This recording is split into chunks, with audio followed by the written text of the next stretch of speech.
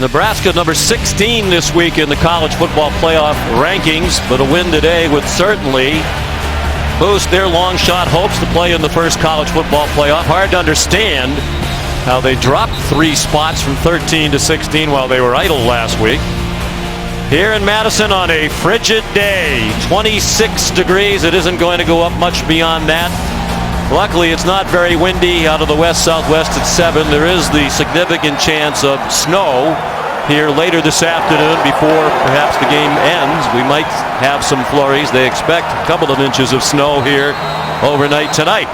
Nebraska won the toss and deferred, so Wisconsin elects to receive. Morrow Bondi will kick off. Kenzel Doe and Corey Clement back deep. Doe, a dangerous return man. Both of these teams, another thing they have in common, they have some outstanding returners. Joel Stabby getting ready to go on offense. Bondi's kick down to Doe just inside the goal line.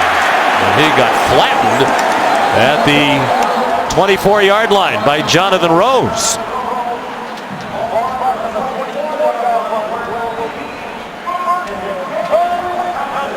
We'll see 2 quarterbacks at least today for Wisconsin, and they might alternate within series as they did last week in their win against Purdue. Joel Stabby will start, the veteran redshirt junior from the Milwaukee area, Greenfield, Wisconsin.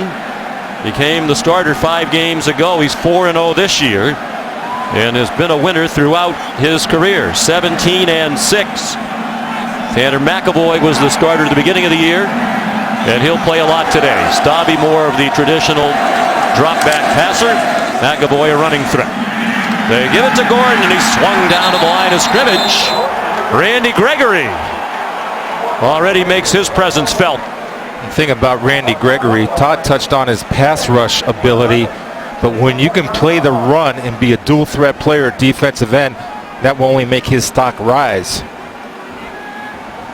5.5 sacks this year, and he missed most of 3 games early in the year due to injury. He had 10.5 last year when he was first team All Big Ten. So on the second play, McAvoy is in. Threw only 1 pass last week against Purdue. He's an adept runner. He hands it off to Kenzel Doe. The ball comes out at the 30-yard line, and the Cornhuskers have it. Greg McMullen knocked it out.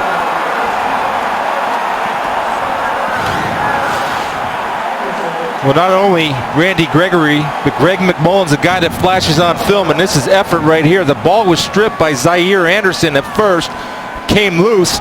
And watch Zaire number 13 strip that ball out. It's loose, and Randy McMullen from pursuit from the backside, and that's what this Cornhusker defense will do. Run to the football, knocks it free. Nebraska takes over. Zaire Anderson recovered the fumble. That gets Nebraska for the year to dead even in turnover margin. They started the day -1 for the year. Tommy Armstrong Jr., the quarterback in the pistol. And Amir Abdullah.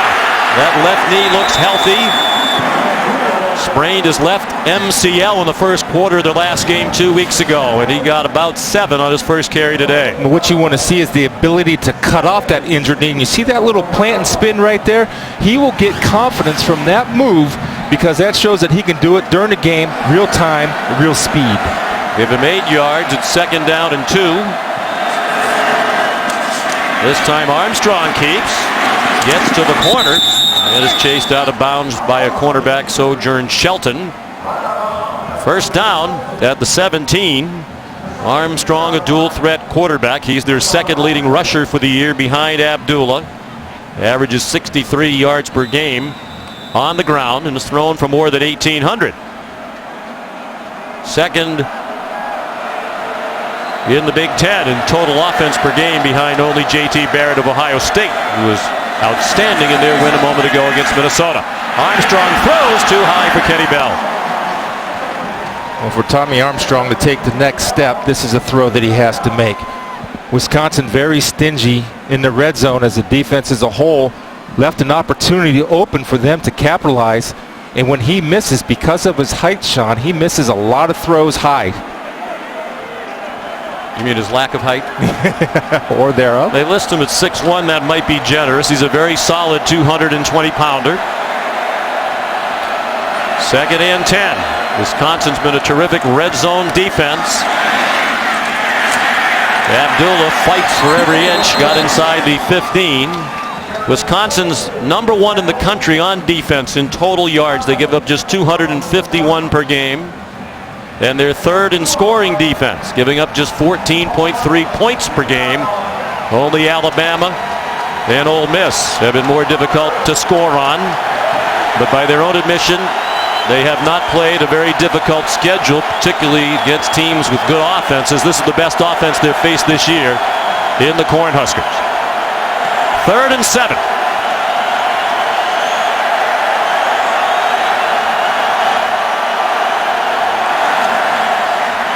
Armstrong down the middle and incomplete. Intended for Brendan Riley, who had his hands on it but couldn't hang on.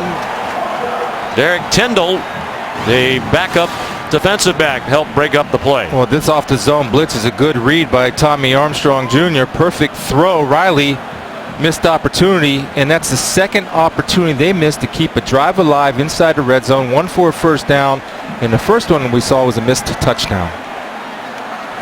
Riley knows he should have had that. 32-yard field goal try now for the true freshman Drew Brown, and his kick is good.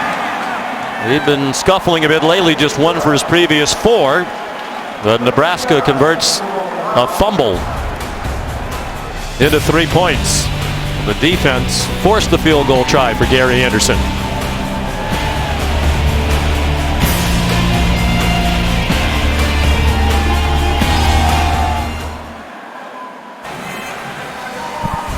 Back at Camp Randall Stadium for the 9th meeting all time between Nebraska and Wisconsin.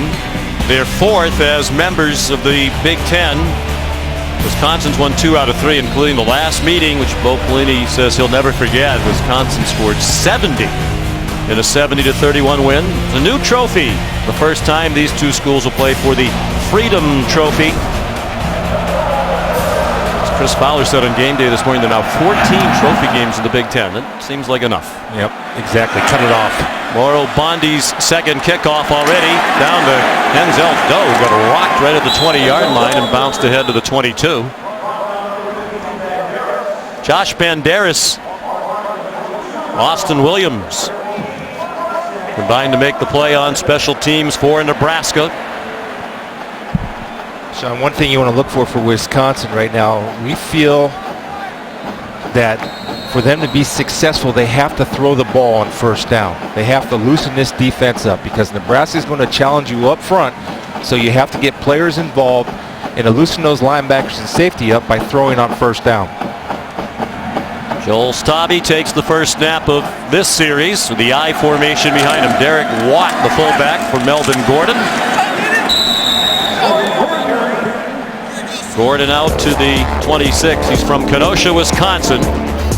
Leading the country in rushing yards per game, just under 167. He's had at least 120 in 8 of their 9 games. He's had 5 games of 175 rushing yards or more. That's most in the country. 18 touchdowns in the last 7 games for Melvin Gordon. Stabby, couple of fakes. Lots of time to throw and throws into traffic too high. Intended for Alex Erickson, who's their leading receiver. Randy Gregory reintroduced himself to Joel Stabby on that throw. And there you're going to see the offensive line for Wisconsin early on having trouble with Gregory. Gregory was bearing down on him, and that was the reason that ball came out high, not able to finish the throw. Well, he's lucky it came out high because that ball could have been picked. That was a 2-man route, Todd, and anytime you can play man-to-man and match up athletically, that gives the advantage to the pass rushers, and right now Nebraska has that edge in man-to-man coverage. Big benefit when you can get a lot of pressure with just 4 men. Nebraska doesn't have to blitz very much, and Stabby, shuffling his feet, threw it over the head of Jordan Frederick. Josh Mitchell, a fine corner, had coverage. And Gregory with the pressure again. They're going to have to start helping, because right now it's establishing that line of scrimmage on pass rush and pass blocking. They cannot handle them one-on-one. That's big number 61 out there for Wisconsin in Merritt's. He's having trouble. So what you have to do is either slide your line to him or start chipping him with a tight end or a running back to slow him down. They've been using two different punters. This is Bart Houston, the rugby-style punter. Ooh, that is into traffic, and Nebraska trying to field it. And now the Badgers have it across midfield.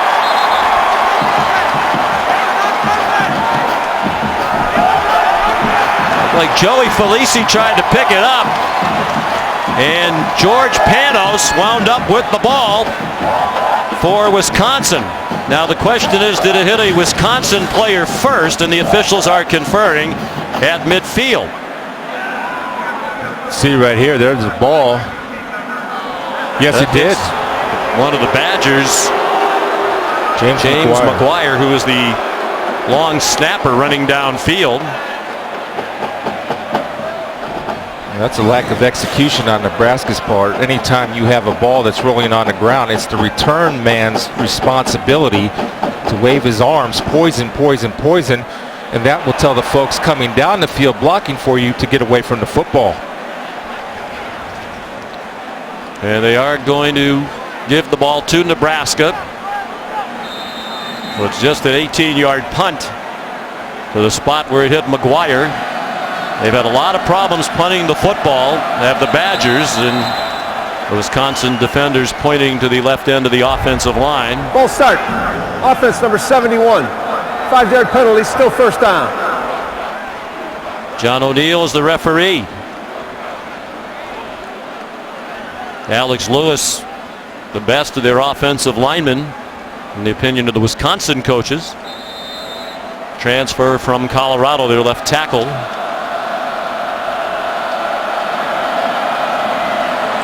Tommy Armstrong kept the ball after the fake to Abdullah.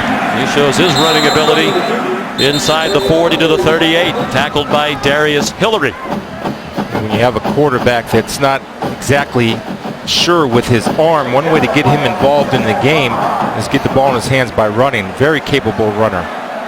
Averaging over 6 yards per carry for the year. That was a 10-yard gain. They bring pressure off the corner.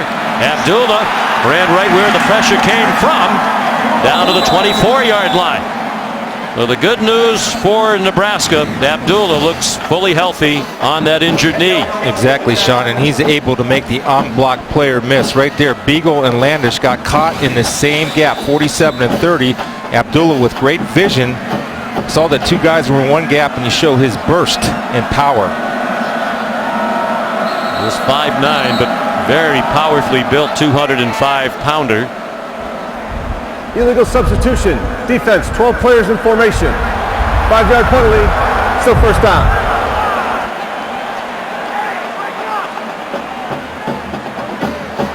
Wisconsin's defense rarely makes a mental mistake, especially when they do those blitzes. Right there was a mental mistake between Landish and Beagle, two of their most reliable guys. And Abdullah is so good that he will make you pay because of his great vision. On 1st and 5, Abdullah close to the first down.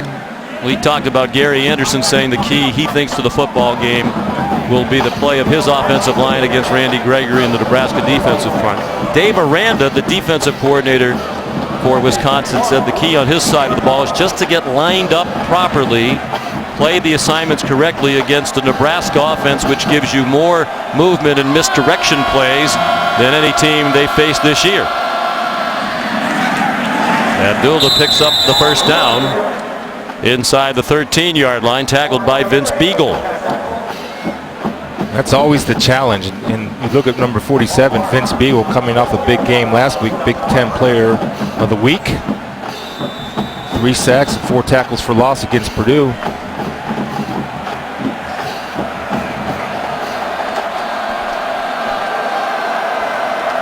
Five carries for Abdullah for 31 yards. 5.5 minutes gone by. Nebraska's already taken advantage of a Wisconsin fumble to score 3 points. Now trying to take advantage of a short Wisconsin punt. Corner of the end zone. Kenny Bell. Touchdown, Nebraska.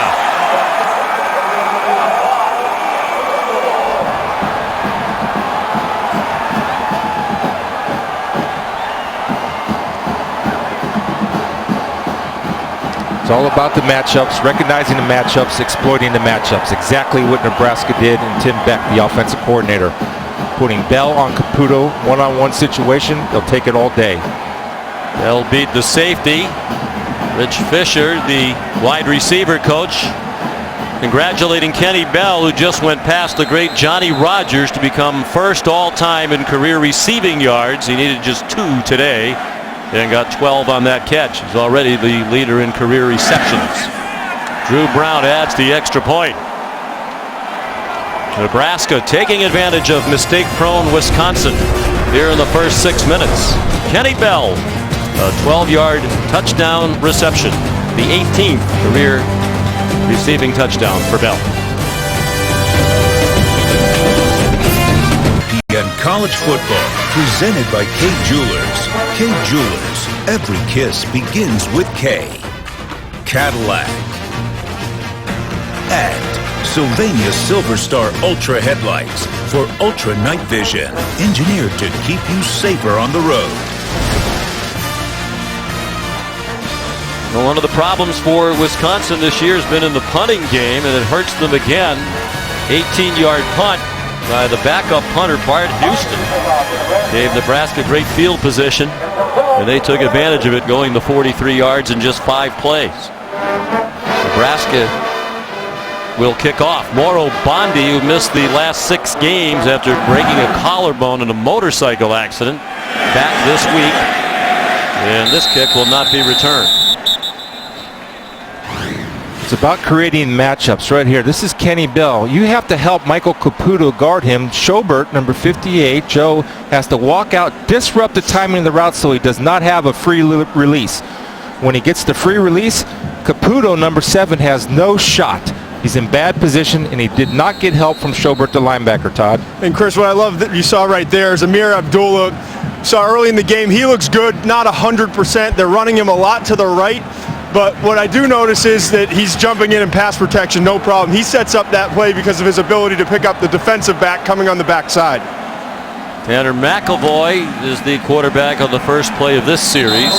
Melvin Gordon straight ahead, taken down by Randy Gregory. McEvoy comes out and Joel Stabby returns. I'm not a big fan of rotating quarterbacks. I'm not a big fan of rotating in series. I'm not a big fan of going alternate series. I think it disrupts the timing of everything that you do. Get a guy and stick with it. Stabby was the guy last year. But he lost the job to McEvoy in the preseason, which was a big surprise to many given the success that they've had with Stabby at the helm. Melvin Gordon gets outside. Delivers a stiff arm to Corey Cooper, but couldn't stay in bounds. Got additional yardage after the stiff arm, and they'll mark him out at the Nebraska 28. A 42-yard run for Gordon. Understanding where the hole's going to be, the patience that we talked about right there, setting up his block, then the 0 to 60 acceleration, plus the power and stiff arm. Nobody uses stiff arm better than number 25, Melvin Gordon, in all of college football. Great finisher of runs. 17th run of the year, the 40 yards or more.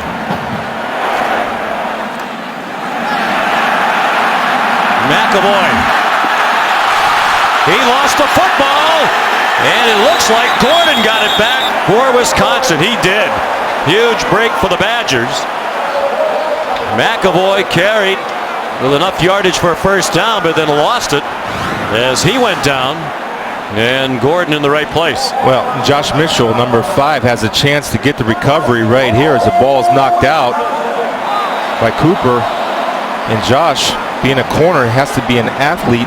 Get down there and pick the ball up. General rule of thumb, if you're going back towards your own end zone, fall on it. If you're going toward the other team's end zone, then you try to pick it up. A lot easier to do. Joel Stabby back in.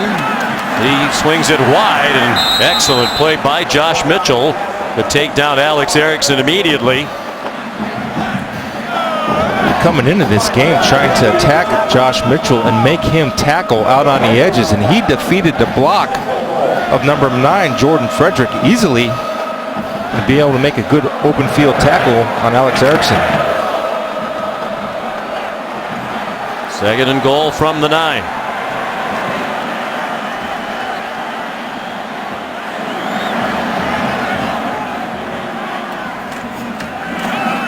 Corey Clement, outstanding backup to Gordon, but he's stacked up at the line of scrimmage. First hit by Zaire Anderson.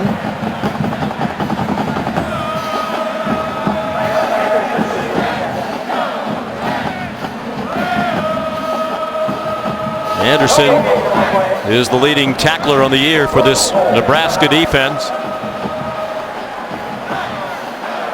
Like Wisconsin, one of the best defenses in the country. Giving up 19.7 points per game. That's 16th in the country.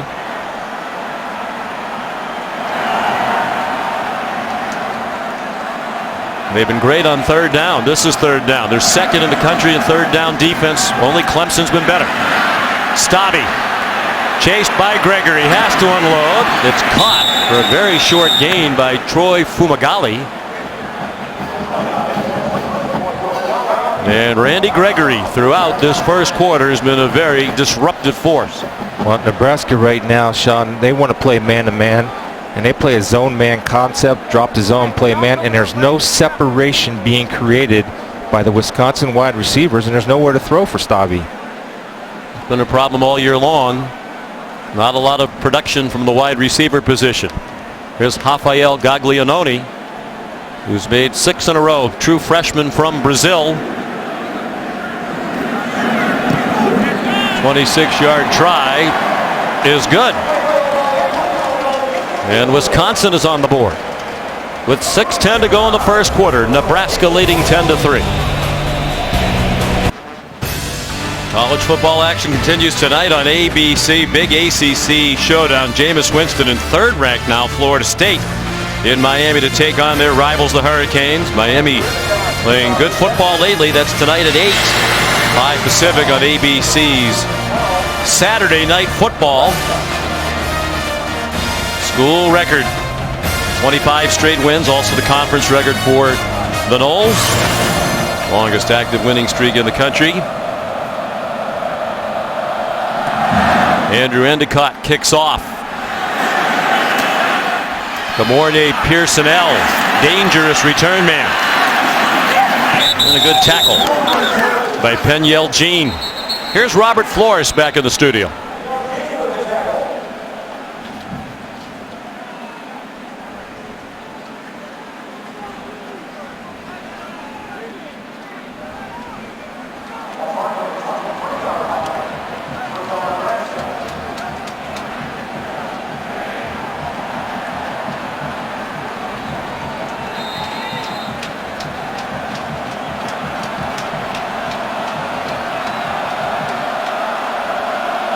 Number 1, but 9.5-point underdogs in Tuscaloosa today.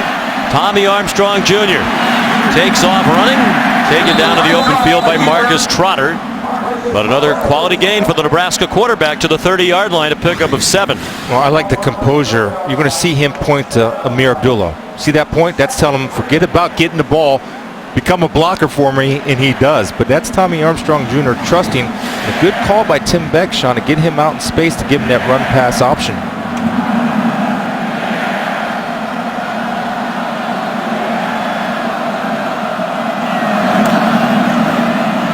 That's what Dave Aranda, the defensive coordinator, was talking about. Be disciplined when they give you a misdirection play. Just perform your assignments, and that's what Joe Schobert did to take down Armstrong.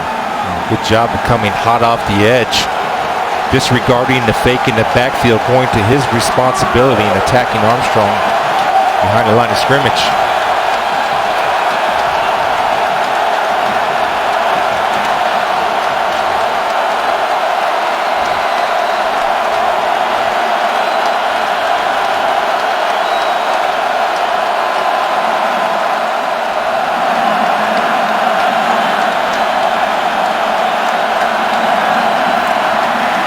3rd and 4. Armstrong fires. Incomplete, intended for Kenny Bell. Sojourn Shelton, the sophomore from Fort Lauderdale, in coverage. Well, outstanding coverage.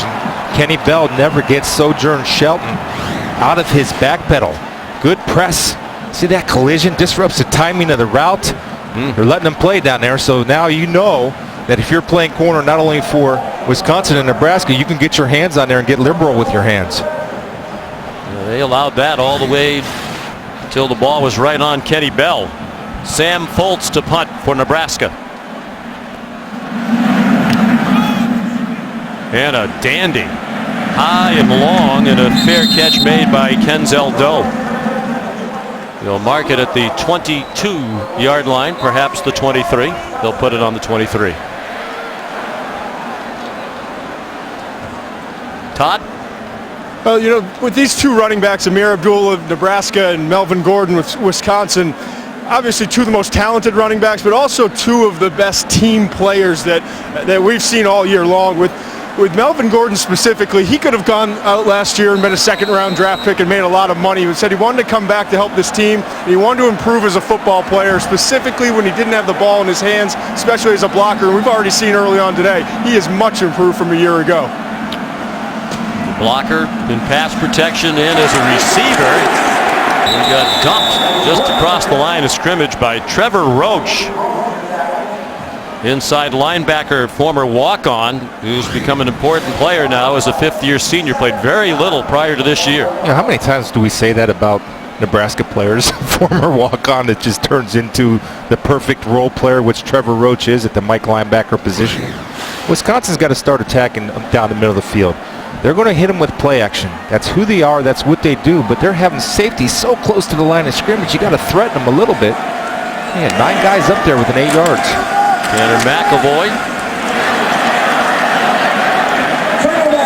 Dumped by David Santos short of the first down. McAvoy's a big fella, 6'6", 222 pounds. Played safety last year as Stave was clearly the #1 quarterback for Wisconsin. 3rd down and 2. So you know the quarterback run is eliminated with McAvoy out. So you can call your defense accordingly that you don't have to account for the quarterback. John Papuchis, defensive coordinator. And one of the best in the country, too. Very bright young defensive coordinators in this game. Gordon gets dropped for a loss. Corey Cooper up from the safety spot. The ball's out, and Zaire Anderson has it for Nebraska.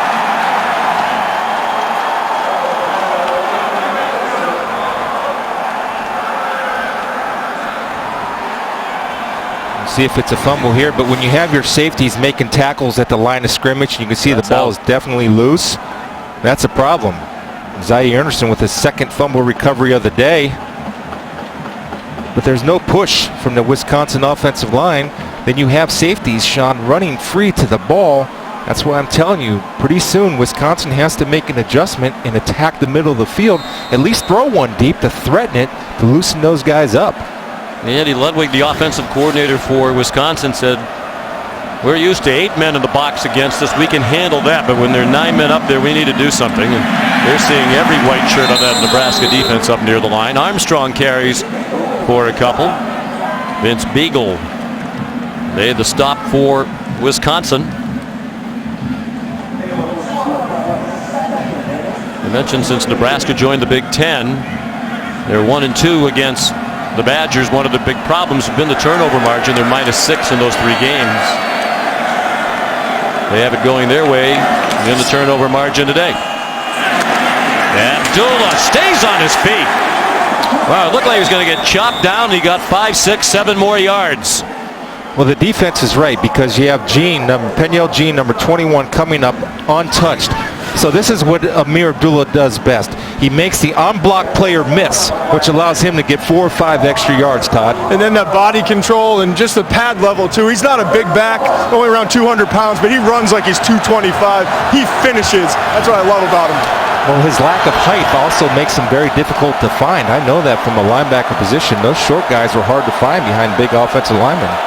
3rd and less than a yard. Abdullah, first down to the 18. Michael Caputo, the safety from Imperial, Pennsylvania, the Pittsburgh area. He's the leading tackler for this Wisconsin defense. One of the best in the country statistically, but individually, Chris, not a lot of stats. They play outstanding team defense. Well, here's why they're so good, Sean. They're very smart, and by being smart, that means a team will play fast because everybody knows where to go.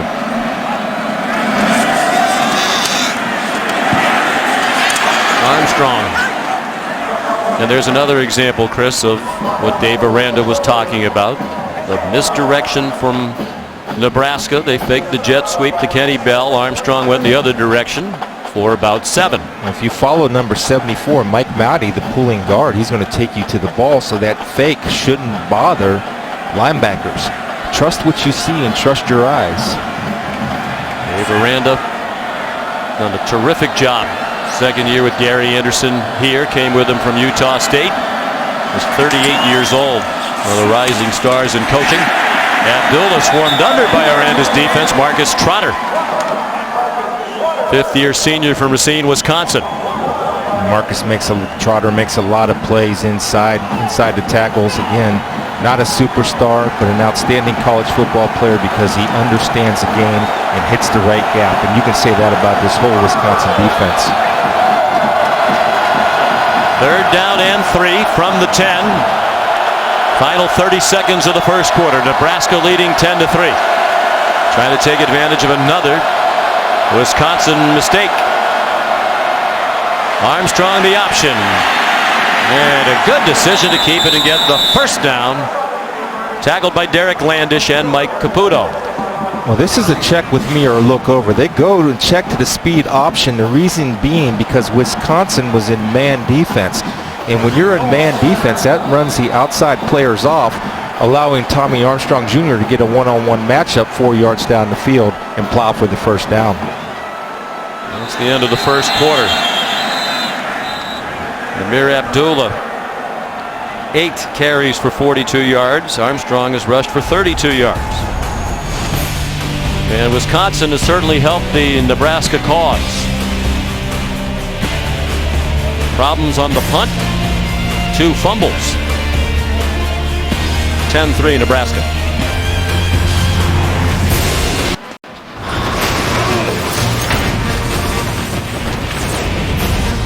We welcome you back to ESPN on ABC College Football, presented by Kay Jewelers.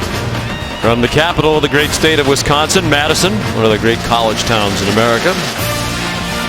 Sellout crowd here despite the fact it was 26 degrees at kickoff, the coldest game time temperature here at Camp Randall since 1964. It was 11 degrees when Wisconsin hosted Minnesota, November 21st of '64. First and goal, Nebraska trying to build on the 7-point lead. Amir Abdullah to the 5, a gain of 2. Jake Kiefer, backup defensive end, the primary tackler for Wisconsin. He's been a nice addition, has come along, former linebacker, converted to defensive end, provides depth in there and making a play for his Badger teammates. Don't have a lot of depth along that defensive front 3. They have been bolstered by the return of Warren Herring. He wears number 45. Second and goal. Armstrong looked to the sidelines for help, as he'll do regularly. Play clock at 2. Wisconsin blitz. Landish didn't get there, and Armstrong walks in for a touchdown.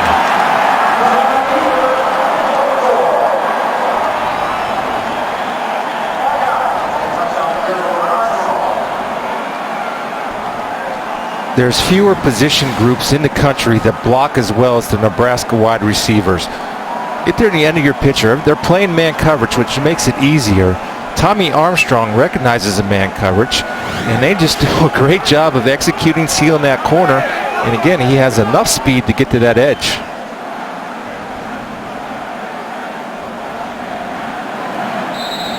Drew Brown for the extra point. The younger brother, Chris Brown, former Nebraska and NFL kicker, now retired. We're told living in Omaha. The extra point is good. So another short field for the Nebraska offense off the Wisconsin fumble by Melvin Gordon. They go 30 yards in 8 plays, and Armstrong scores from 5.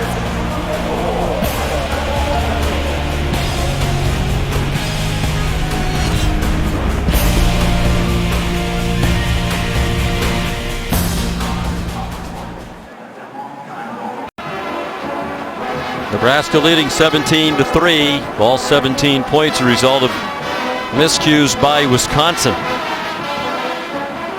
Huskers 8-1 under Bo Pelini. In his 7th year, he's won at least 9 games each of the first 6 seasons. One more win and he'll reach the 9-win mark again. Problem is he's lost exactly 4 games in each of his first 6 seasons, and if you're a Nebraska fan, many of you consider that to be too many. Morrow Bondi taking off in this direction for the first time. They fake a reverse, and Kenzel Doe got upended.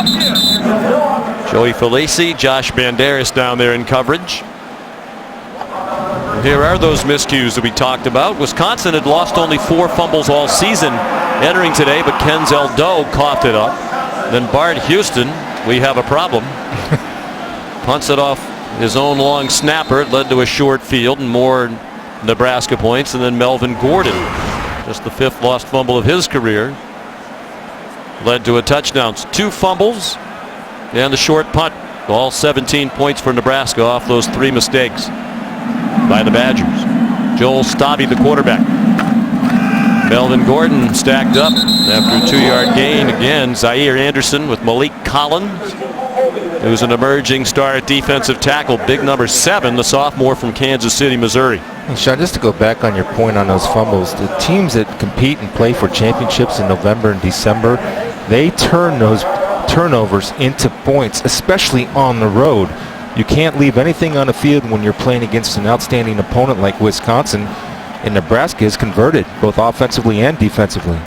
Tanner McEvoy back in at quarterback. He gave it to Gordon, who's having a hard time finding running room against this Bo Pelini and John Papuchis defense. Well, Greg McMullen at the bottom of the pile. Malik Collins, Randy Gregory, 3 members of that outstanding front 4, all in on the play. Until you attack them deep, you're going to have a hard time finding it, because they have 9 guys. If you're counting corners lined up on 11 on the line of scrimmage, you have 11. So until Wisconsin attacks the middle of the field, even threatens the middle of the field deep, that's what they're going to get. You can't block them all. They really lack that explosive wide receiver who can stretch the field and really make you be concerned about him. Here comes a rare Nebraska blitz. Stabby belted by Zaire Anderson, and the catch is made by Jordan Frederick for a first down to the 38-yard line with Daniel Davey in coverage. Well, this is Joel Stabby at his best, staying in the pocket, understanding he's going to get hit, and throwing to a spot on the outside edge and low. So his receiver is the only guy that has a shot to catch it, and Jordan Frederick. I like the toughness, though, right there. Knowing you're going to get hit, but yet delivering the football.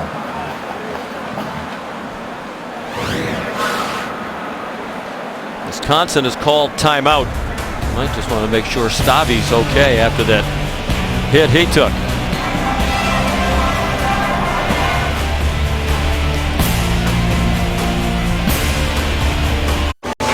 ESPN College Football presented by Kay Jewelers. Brought to you by Carhartt Rain Defender. For those who outwork them all. Taco Bell. Sometimes you gotta live Moss. And Bud Light, who reminds fans to stay in the game and drink responsibly. Yesterday, several members of Wisconsin's football team paid a visit to sick and injured children at the American Family Children's Hospital here in Madison. Certainly lifted the spirits of those young people. Great hospital, comprehensive pediatric medical and surgical center.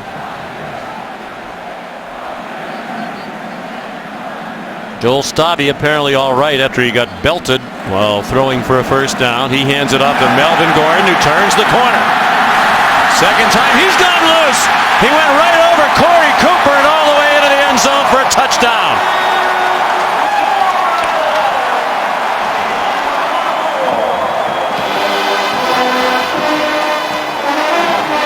His 9th carry.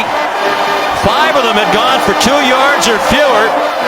He had a 42-yard run earlier, and now he has a 62-yard touchdown run.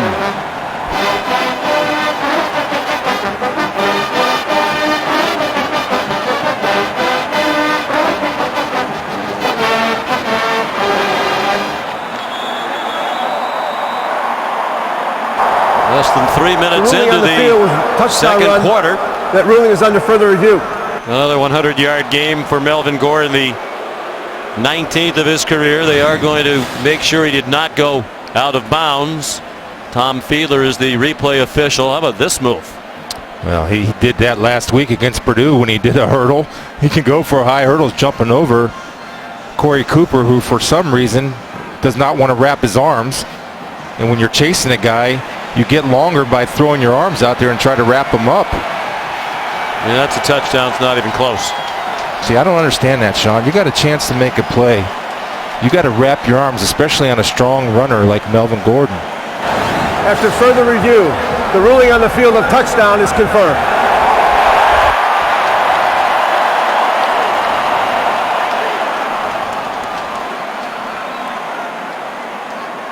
Daniel Davey getting an earful from Bo Pelini.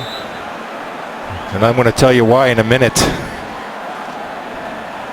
Gaglianone adds the extra point.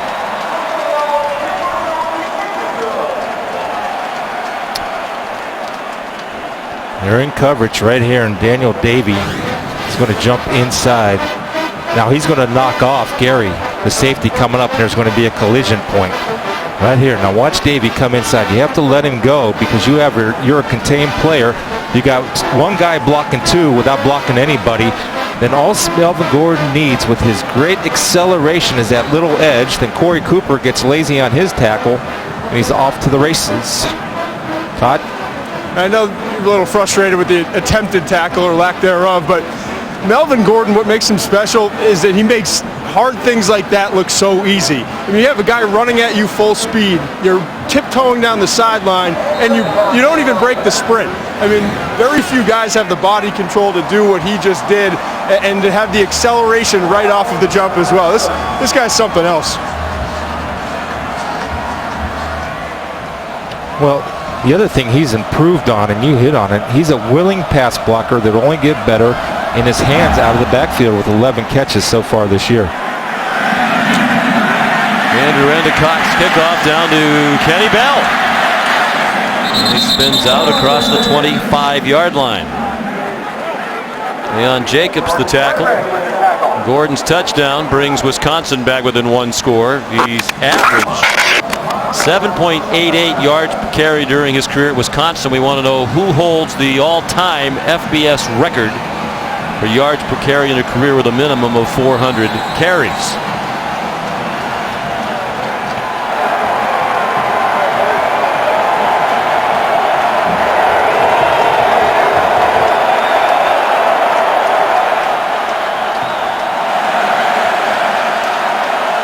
First and 10, Nebraska. Tommy Armstrong Jr. again looking to the sideline for help. He keeps it. It's wrestled down by Derek Landish after a pickup of 3. It's easy to average nearly 8 yards per carry for Melvin Gordon when you regularly go for 40 plus. He has 2 of those already today. That's 18 runs of 40 plus in the last 2 seasons for Melvin Gordon to lead the nation. 12 of those this year. And now his good friend Amir Abdul on the field. They've been good friends since they met while playing an all-star game in high school. Spent a lot of time together. Kept in regular contact via the phone and texting. Armstrong throws on the run. The sinker low and away, intended for Demornay Pearsonell. Well, Tommy Armstrong gave Pearsonell a little hand signal, meaning he was supposed to break that route off a little bit quicker. But when he's that wide open, Tommy Armstrong was able to get his shoulder square to his target. He's got to deliver the football, and he did not. Watch right here.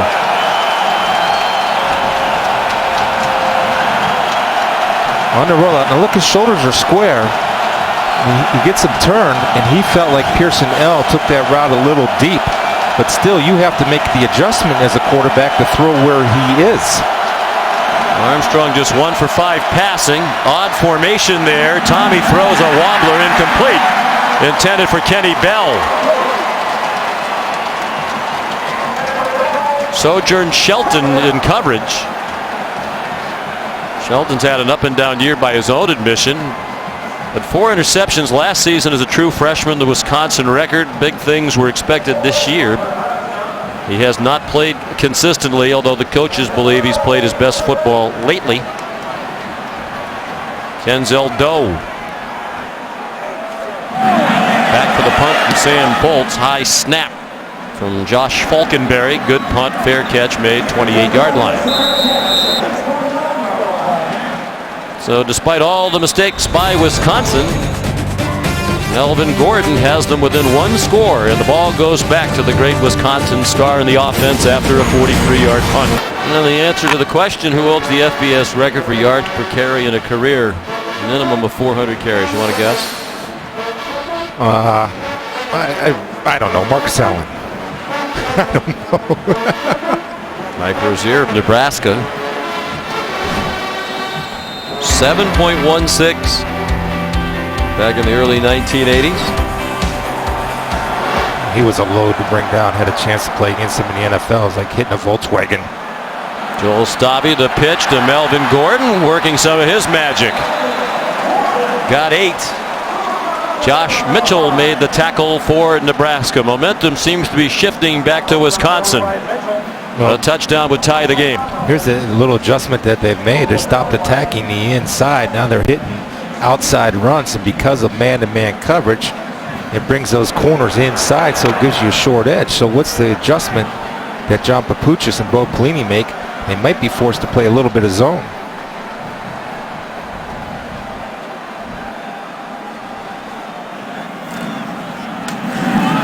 Gordon, first down to the 40. David Santos made the tackle.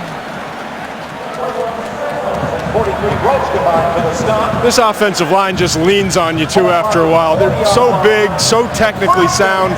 Again, there's no stars on this group. There's no future first-round draft picks, but they work together so well, and they make adjustments as the game goes on. We've seen that throughout the entire season, and you're seeing now this Nebraska defensive front, the front four that's very talented, starting to get a little worn down having to deal with them.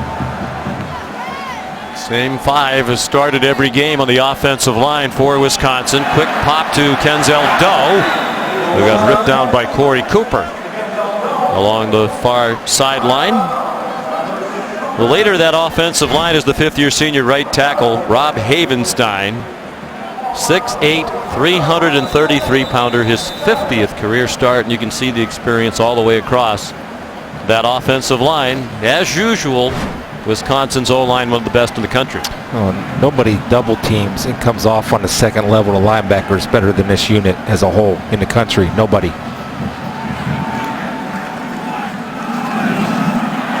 Gordon finds a crease and gets yanked down by Daniel Davey. The ball's out again.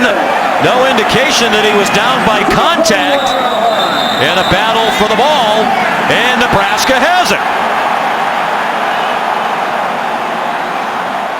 Boy, for so many years, these great Wisconsin running backs were so good at hanging on to the football. You on the field, very rarely saw fumbles. He's getting fighting for extra yards. His elbow's away from the ball. And I think the ball might have been coming out before that elbow hit the ground. Nate Gary, number 25, coming in late. Yeah, that ball's out. Well, is the right knee down? I think the right knee was down before Nate Gary popped it out. Crowd thinks so. They saw a replay on the big screen here. It's close. Yeah. And the ruling on the field was a fumble. The ball was recovered by Nebraska. That ruling is under further review. Well, I think that's tough to overturn. It's a bang play. When is his right knee down? But is the ball already starting to come out? That's the question. You see the ball loose right there, Sean. Anytime you're a running back and you're in contact with a defender, that's when you secure the ball even tighter, and the ball gets away from his body and the pressure points, and it's loose. I think it's inconclusive. Yeah. Very difficult to tell if that ball was starting to come out before his right knee hits the ground. Certainly it was coming out before his elbow hit the ground. I think his knee did not hit before, but I can see how you could see it the other way. That close. And then that would make it inconclusive, would it not? Yes, it would. After further review, the ruling on the field of fumble recovered by Nebraska is confirmed. Confirmed. That means Tom Fiedler saw enough to believe the ball was coming out before that knee hit the ground. The third Wisconsin lost fumble. They'd lost 4 the entire season in 9 games prior to today. This is where Wisconsin's defense has to stand up and make a play. Nebraska takes advantage of turnovers, at least in this game. 14 points off the 2 previous fumbles. And they took advantage of the very short punt as well. Huge hole for Amir Abdullah. He gets 8. Michael Caputo and Marcus Trotter made the tackle for the Badgers. He got a little slow and he did a little helmet tap right there. And that's concerning if you're a Nebraska fan. He's shaking his head and he's lost in that sea of red. Monty Cross comes in. He saw most of the action at I-back 2 weeks ago in their last game against Purdue. After Abdullah went out with a knee injury. It's a bigger back. Carried for 66 yards against the Boilermakers on 20 carries. Got 3 there for the first down. Bo Pelini said he ordinarily doesn't like a bye week during the season. He likes the rhythm of the season, the routine in preparation. But he felt if there was a good time for the bye week, it was the one they just had last weekend, because it gave Amir Abdullah more time to heal from that left MCL sprain. Cross again. You can see in those 2 carries nowhere near as dynamic a runner as is Abdullah. He was chopped down by Marcus Trotter after a gain of 3. Oh, Monty Cross looks the part. 230 pounds. Just has a hard time getting going, and he doesn't get his momentum, so he's one of those bigger backs. Once he gets his shoulders turned downfield and gets about 7 yards, then he's a load, but he's not a quick starter. He's out and Terrell Newby is in. Abdullah doesn't look to be in pain, but he does have a jacket on the sideline. 2nd and 7. Nebraska at the Wisconsin 45. Badgers crowd the line of scrimmage. Newby lost the ball. And Wisconsin has it. Warren Herring knocked it out, and Joe Schobert recovered for Wisconsin. Coming off cold on the bench, not used to holding the ball. Right there, Warren Herring does a great job of laying out, and I love the fact that you wrap your arms, that way you can strip it out of there. And Schobert coming from the backside, taking care of his responsibility on Armstrong, hustling back to the play, and he and Caputo fight for it. Schobert with the pig. I think the cold weather has a lot to do with the difficulty in hanging on to the ball, Chris. I do, if you're not used to hanging on to it, Sean. If you come off the bench and you're not over there holding the ball, that's why I love coaches that make all backup running backs have a football in their hands, just to remind them while they're watching the game. Teams did practice outdoors in the cold during the week. Melvin Gordon bounced off the pile, then went away from Josh Mitchell, and here he goes. Nate Gary able to get him down to the open field at the 17-yard line. Well, they felt like they can get a one-on-one matchup with Mitchell, number 5. They'll win that battle. And Melvin Gordon shows you his shake right here. Nate Gary does a good job of buying time, allowing the guys to pursue and making a good open field tackle. Melvin's running with anger right now. 2 fumbles. You see that ball high and tight. It brings back memories of Anthony Davis, who used to play here. Hold that right up by your chin. 181 yards and a long way to go in the half. Only midway through the second quarter. He's out after the 39-yard run. Then runs a 42, 62, now 39. Corey Clement. Touchdown, Wisconsin.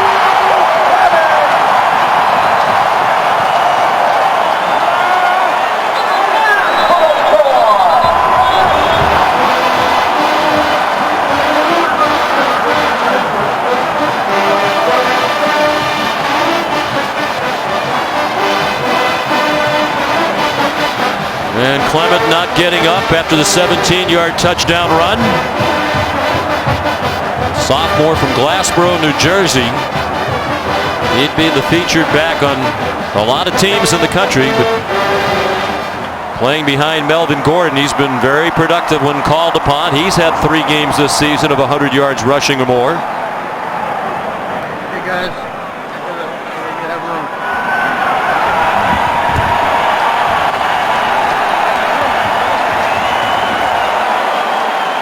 Now he's up on his feet.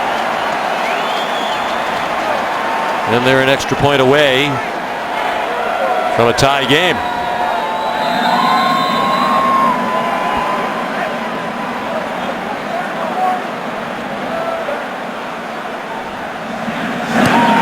And the extra point good by Rafael Gaglianone. 14 unanswered points for Wisconsin midway through the second quarter. The Badgers and Cornhuskers tied at 17.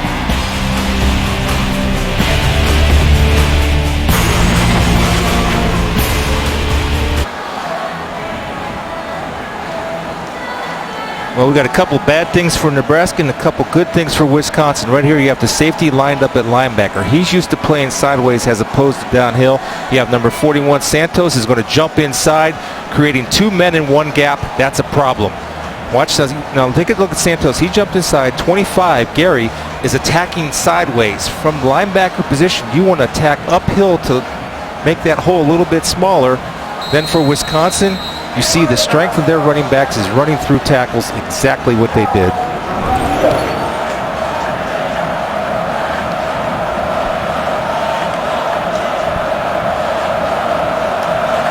You're tied at 17. In a hard-hitting game, we've seen Abdullah, Gordon, and Clement all feeling the effects of the contact they have endured while carrying the ball. Kenny Bell knocked down at the 22-yard line. Here's Robert Flores in the studio.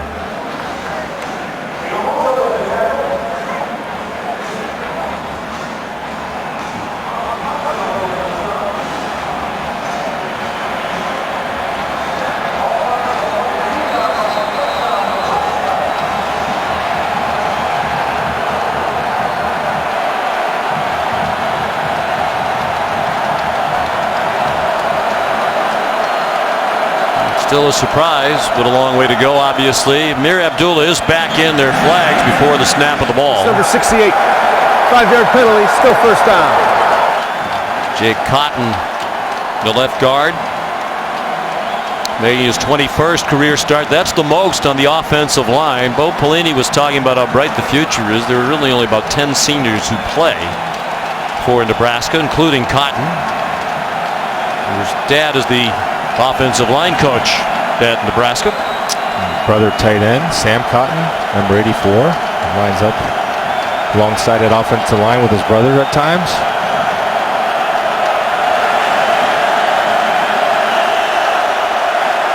First and 15. Abdullah lowers his shoulder and runs out to the 25. Sean, this is what he brings to the table. I mean, first the cutting ability. Right there, the vision to see the hole, but this is what I love, the power. And because he's so low to the ground, if you look at him, he's packed pretty tight. I mean, he's stout. He has that power because of the leverage. Rushed for 1,000 yards each of the last 3 seasons. With all the great running backs Nebraska's had, he's the only player in Nebraska history to do that.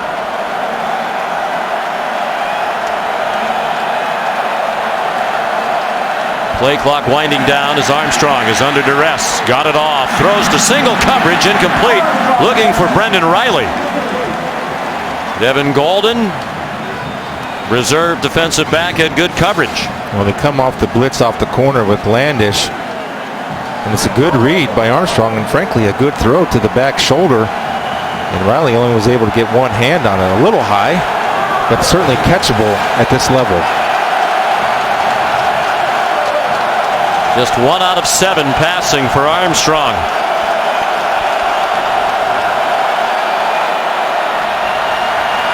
Rolling left. His pass is batted down. Incomplete. Joe Schobert with the big play. Mr. Consistency. Not flashy, but he's trustable. Right here, Joe Schobert, knowing that he's not going to be able to get a hit, gets that left arm up and blocks the shot. The three-pointer of Tommy Armstrong. Got a Badger basketball player there. Just consistent. They're smart. They don't make mistakes, and they don't get out of position, which allows them to make plays like that. Unselfish defense. Well, Wisconsin once down 17-3. Get the ball back, chance to take the lead. Fultz barely got the punt off. And Sam's kick sailed over the head of Kenzel Doe. It is out of bounds at the 25-yard line. 50-yard punt. Tonight, ESPN College Football Primetime. 9th-ranked Auburn trying to bounce back from that loss last week to Texas A&M. Taking on the Georgia Bulldogs, who are trying to take another step toward the title of the SEC East. Both in the top 15. College Football Primetime presented by Hampton Hotels tonight, 7:15 Eastern on ESPN. And watch ESPN. Todd Gurley, speaking of great running backs, returns from his 4-game suspension for Georgia. And I know he's number 1 on Todd McShay's board right now at the running back position. We're seeing 2 pretty good ones here today. Melvin Gordon really helping his Heisman candidacy as he goes off to the races again.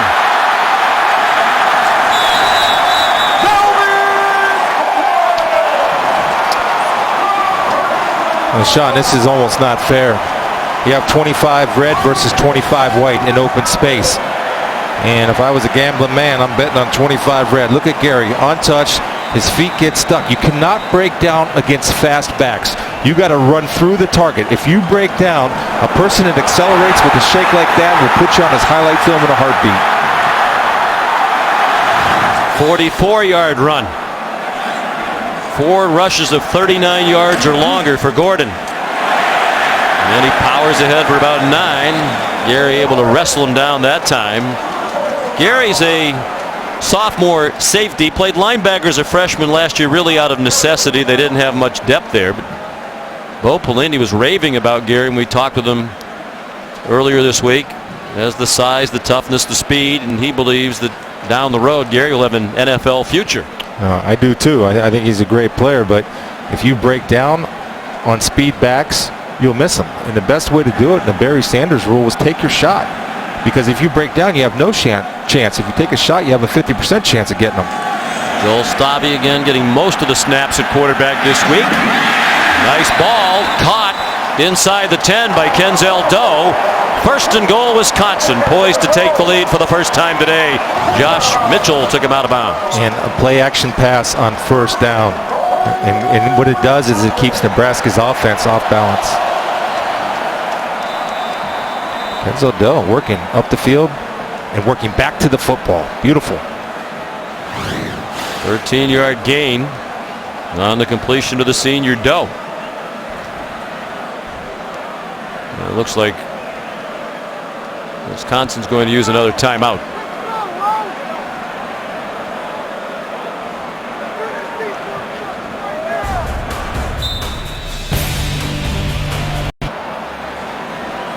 Back at Camp Randall Stadium in Madison, Wisconsin.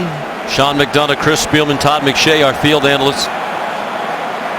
Nebraska led 17-3. But now it's Wisconsin positioned to take the lead. After a Badger timeout, 1st and goal from the 9. Derek Watts, the fullback, but there's a whistle before the snap. Charge timeout, Nebraska. They're first.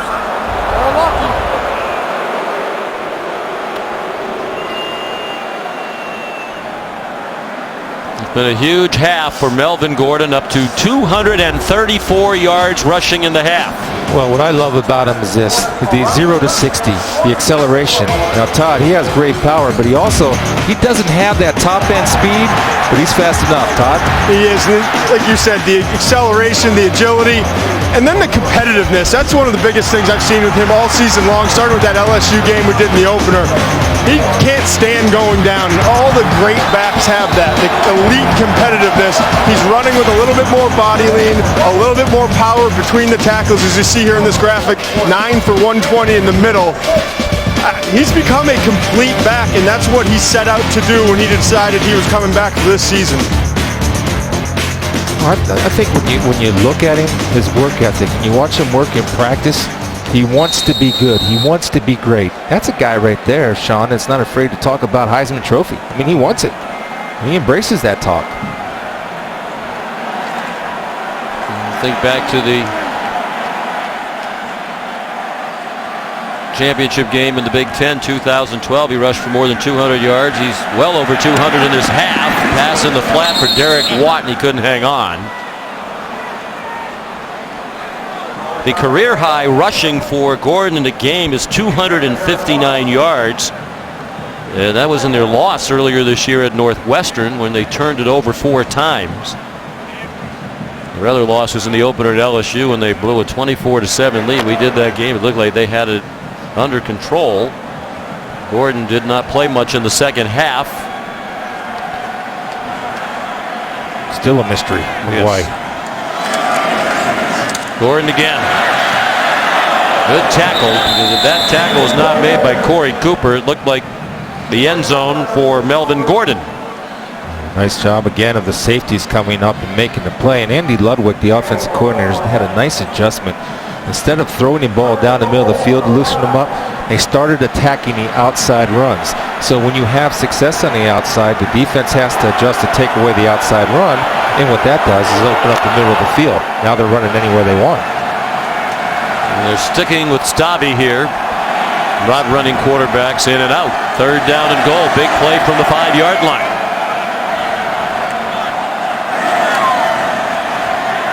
Stabby throws to the goal line. It's caught. Was it a touchdown? Yes! Sam Arneson was in. It took the officials a while to throw their hands in the air, but they did. Arneson, the touchdown, and Wisconsin has its first lead. Nice hands by Arneson to go up and get it and snag it. Certainly, yes, the ball was over when he was in the end zone. Good call by the touchdown, and the mistake the Nebraska defense made was that they fell off the cliff. You can't go into the goal line.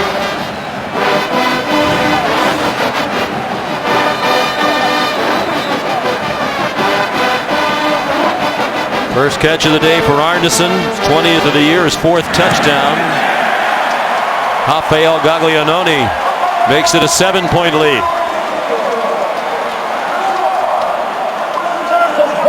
Well, early in the game, that defense for Nebraska, Bo Pelini and John Papuch, is really making life difficult on Joel Stabby, blowing up the run game at the line of scrimmage. But of late, the offensive line opening up the holes, and Gordon doesn't need much to take off.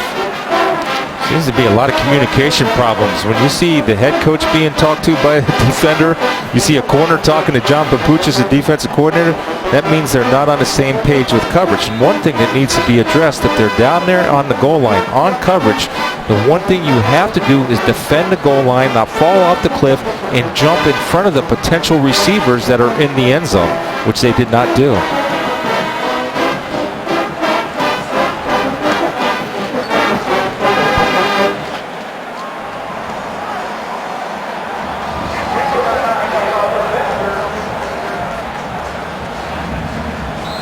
Kenny Bell back deep for the kick from Andrew Endicott.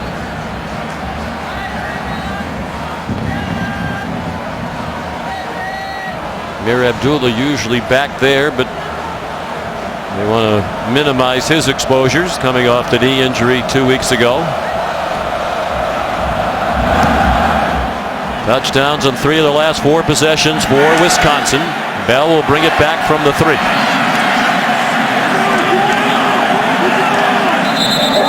It gets taken down at the 26. Here's a look at our first Pacific Life game summary of the afternoon from Madison, Wisconsin.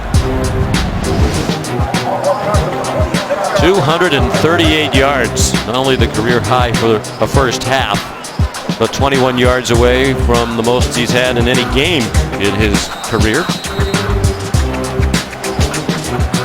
Look at the biggest adjustment again. Nice job by Andy Ludwig, the offensive coordinator for Wisconsin, attacking the outside, having success, which opened up the inside running lanes for Gordon.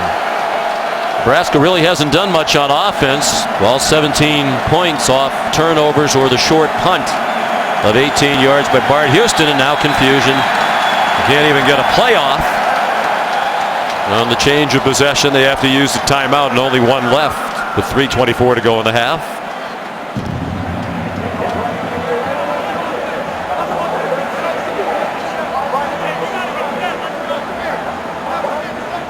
This week on ESPN's Monday Night Football, Ben Roethlisberger. He's had some enormous games this season. He and the Steelers at Nashville to take on the Titans. 8:15 Eastern Time on ESPN, live on Watch ESPN. Did you know, Chris, that no other night is Monday night? I've known that my whole life. Yeah, well, we just want to reinforce no other night is Monday night, and Monday night is special in the NFL. Has been for a long time.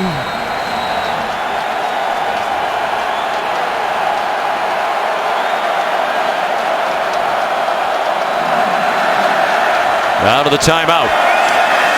On 1st and 10, Armstrong. Just across the 30. Here's Robert in the studio.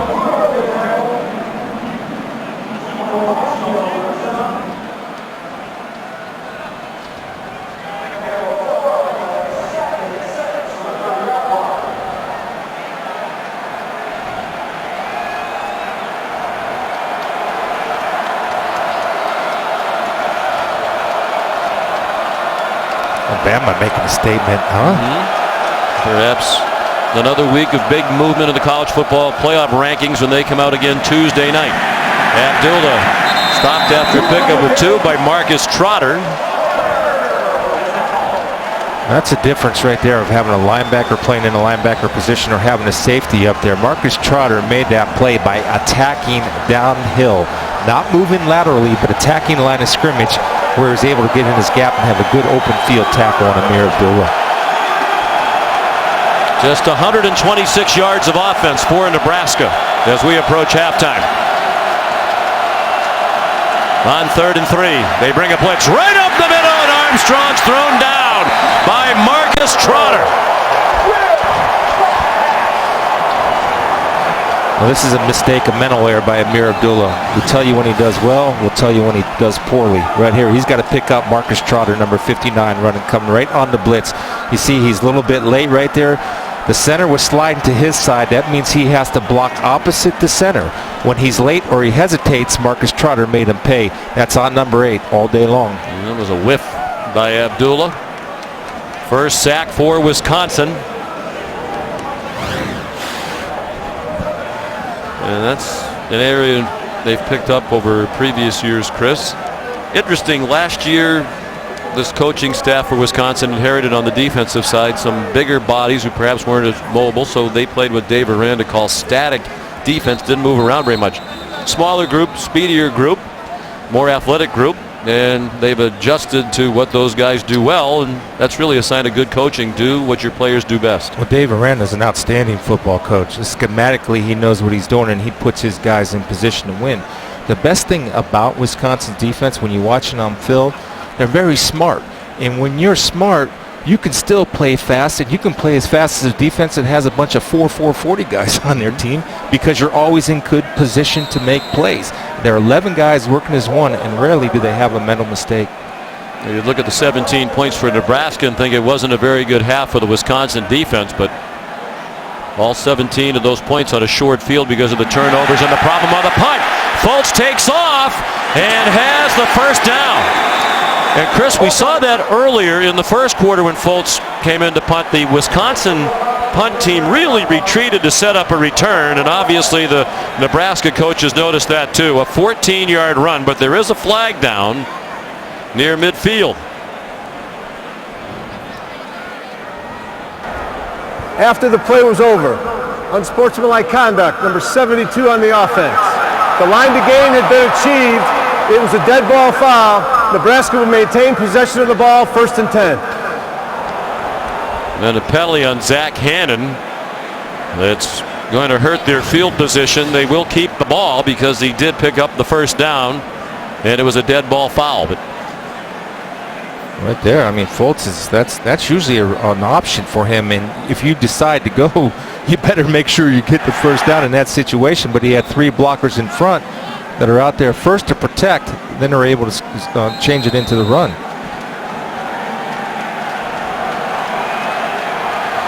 Look from the first replay that Hannon was just continuing to block very aggressively, perhaps too long after the play.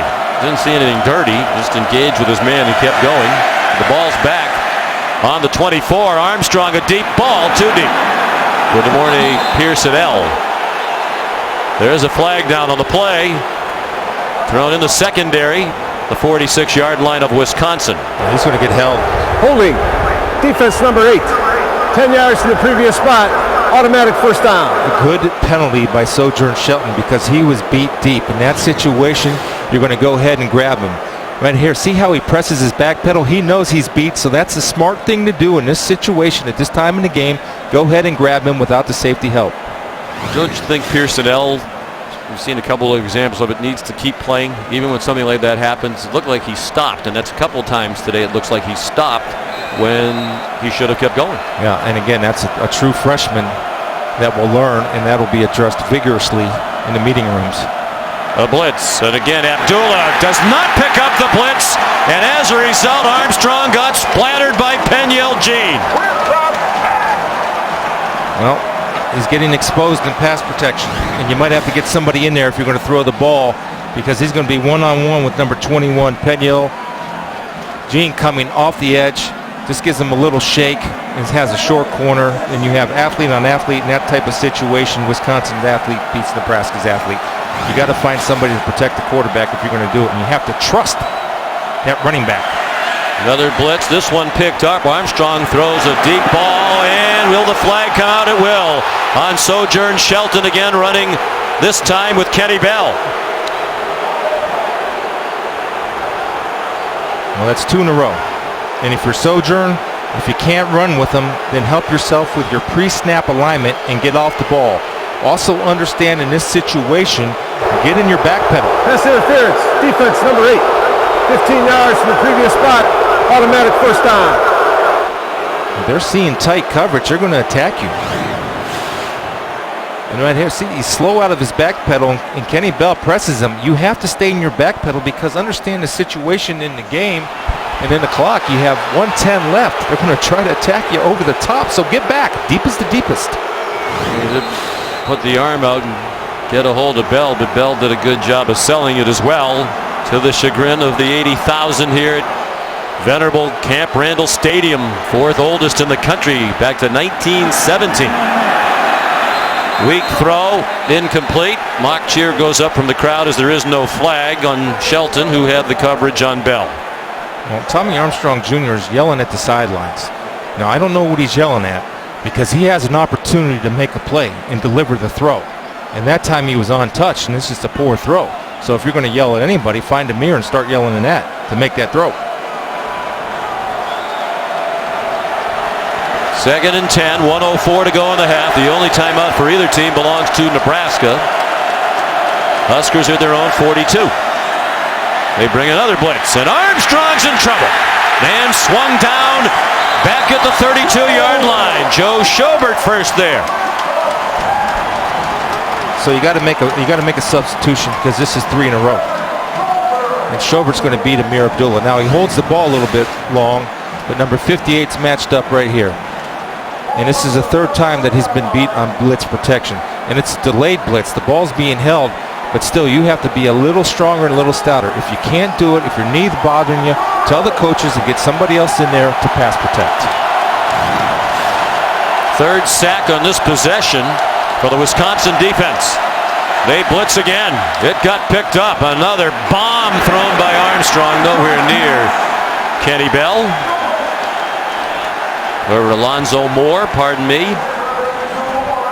Bell might be winded for all the running he's done. Well, Nebraska's within a touchdown, despite the fact that Armstrong is 1 for 10 passing in the half, and they have a total of 115 yards of offense. And 1 for 10 is equal 12 yards.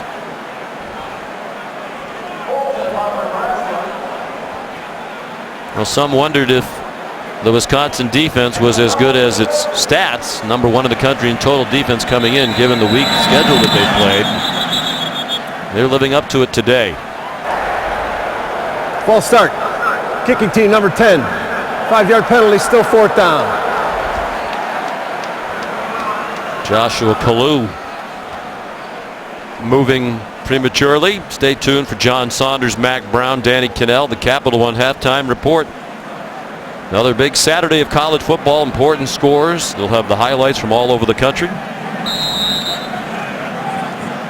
Is Mississippi State going to go down for the first time this season? Fultz. Nobody back there for Wisconsin. It takes a good bounce for the Badgers, and they'll down it will the Huskers at the 39-yard line. Josh Falkenberry, the snapper, down there to down it. 34-yard punt, so there are 6 seconds remaining in the half. Yeah, if you throw a Hail Mary, you're looking at about a ball that needs to be up there about 65 yards in the air, and this is the wise play. Well, just give it to Melvin Gordon, see if he can run 61 again. It's kind of an intermediate run for Melvin, who's going to come up 20 yards short of the record by Michael Bennett for rush yards in the first half for Wisconsin. But 2:38's a pretty good half. Nebraska will get the ball to begin the second half. Here's Todd. The coach, you're able to run the ball successfully in the first half, but how do you get a little bit more balance in the offense? Well, we got guys open. We just got to hit them. I don't know whether the cold's affected us a little bit. I don't know, but we've had some opportunities that we haven't taken advantage of. What do you do to contain Melvin Gordon a little bit more in the second half? Tackle better, and we had a couple guys who just got out of position, and you know, we started off good. We just got to get back to what was working for us early in the game and really just tackle better. Okay, thanks, Coach. Todd McShay getting his exercise in as he walks along with Coach Pelini, who echoed what you were saying, Chris. Not always assignment sound. That drives him crazy. Melvin Gordon and Wisconsin leading by 7 at the half. The Capital One halftime report comes your way right after these messages.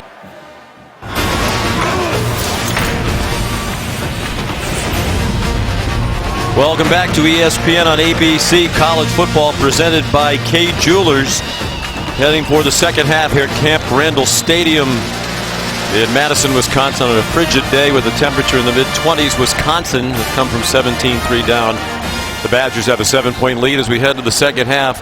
More of the same for Wisconsin. Melvin Gordon great. The defense outstanding. Put in some tough spots early by some turnovers. What does Nebraska have to do now to particularly get the offense going? Well, in the offense, they have to hit the open receivers. Tommy Armstrong has to be more on target on time. The defense, here's what I would have done in the locker room, Sean. You get the adjustments made, right? Tackle better, get in the right spots. But beyond that, I would go to each and every guy and say, are you a Nebraska black shirt defender? Do you want to uphold the honor of being a black shirt, which is a fine tradition in Nebraska? Because right now, they're not. And I think you challenge these kids man-to-man on the field that nobody rushes for 238 yards on us. Nebraska receives the second half kickoff, but Andrew Endicott's kick sails over the head of Kenny Bell. Here's Todd McShay. Well, guys, I think another thing is the passing game for Nebraska. They've got to be a little bit more efficient in everything they do in the passing game, starting with pass protection. Now, I know Amir Abdullah is injured in that left knee, and clearly he's not the same in pass protection. You see here, he's getting a wide base. He's doing everything he can. He just doesn't have the leverage. So they've got to keep a tight end in or bring in a different back on certain passing downs. Then it comes down to the quarterback.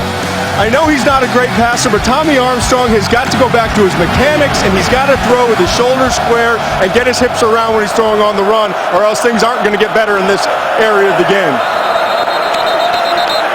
Flag down before the snap for a false start. False start. Offense number 11. 5-yard penalty, still first down. Cethan Carter, the tight end, who's back in action today after missing 4 games with a foot injury.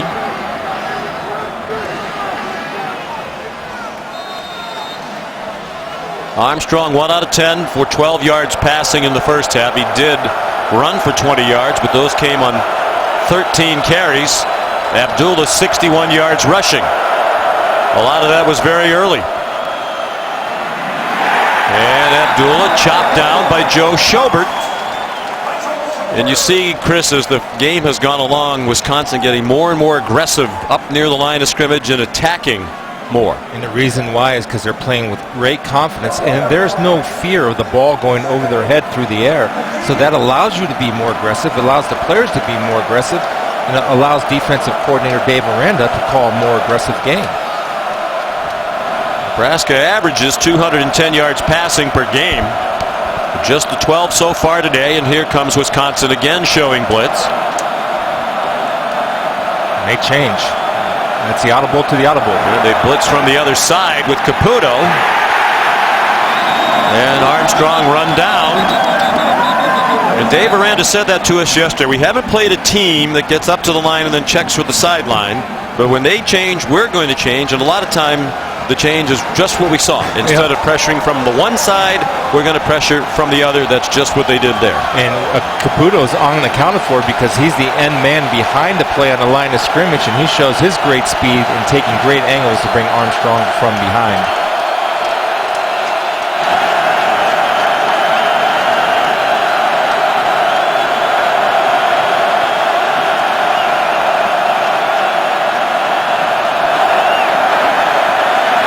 Armstrong sets up a screen. Good call, well executed. Amir Abdullah, first down and much more. Great call by Tim Beck. Beautifully executed by the Nebraska offense, and it goes all the way to the 48-yard line. Well, it starts with a good sell by Tommy Armstrong Jr. And you see the offensive line. You have 4 guys down there blocking. Kenny Bell, an outstanding receiver of the ball, but also a great blocker downfield. And you get the ball in the hands of the playmaker and let him make plays in space. On 3rd and 13, they picked up 26. Pistol off in the stretch play out of this formation. Instead, it's a fake to the wrong side. Abdullah was on the other hip. Armstrong deep ball. It's like a punt, and it's picked off by Penyel Jean, who gets tracked down by DeMornay Pearsonell.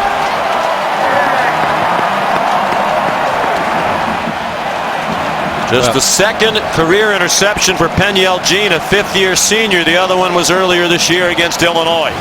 Well, you start hoping, and you start wishing, and you start guessing. Penyel Jean way back here.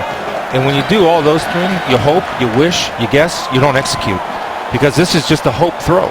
Maybe my guy will get it, maybe he won't get it, and they weren't even on the same page because Bell stopped his route, hooked it up. Penyel Jean keeping his eyes on the quarterback. Back there fields the long throw like a punt. And again, another critical error, unforced error by Nebraska. And a 14-yard return by Jean. Melvin Gordon, first carry of the second half, gets 9. Knocked down by Nate Gary. Second most yards in the first half rushing in Wisconsin history. Michael Bennett, 258 is the record. Already 4 rushes of 39 or more. Nebraska had given up only 3 of those all year long to enter the game. Rushes of 35 plus.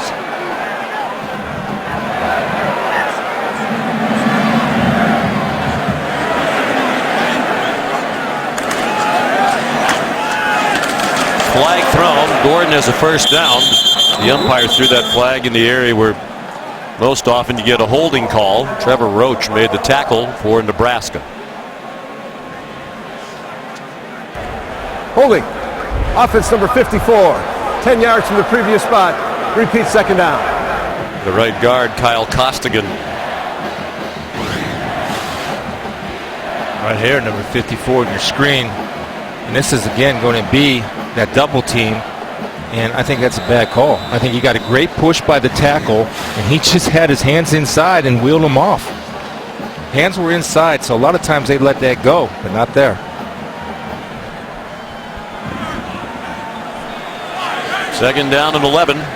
Derek Watt The fullback, good lead blocker, leading the way for Gordon. He advanced to the 20 before he got driven back, led by Trevor Roach. Zaire Anderson in on the play. Todd? Melvin Gordon, when you start projecting him to the next level and looking at the skill set, the position-specific traits, first of all, competitiveness we talked about today, he's gotten better and better in this area. He cannot stand going down. The vision and patience, he really does a nice job working off of these blocks in the zone game.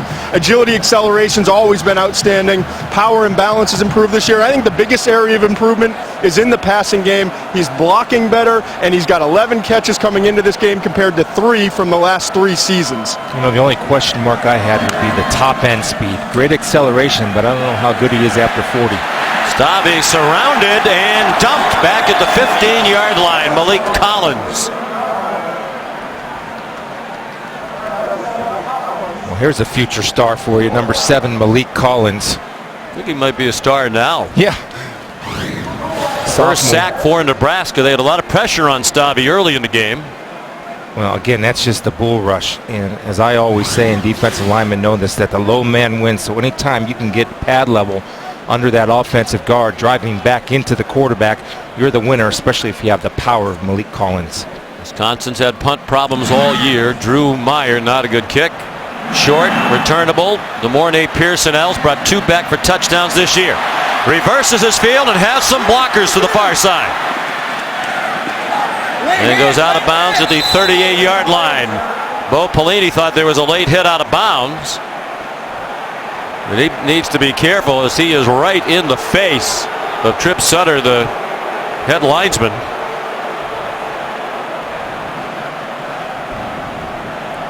Now, Bo has to get with a coach or a player who communicates best with Tommy Armstrong Jr. You settle him down. You say, make plays within the scheme. Don't force anything. And go out and play football.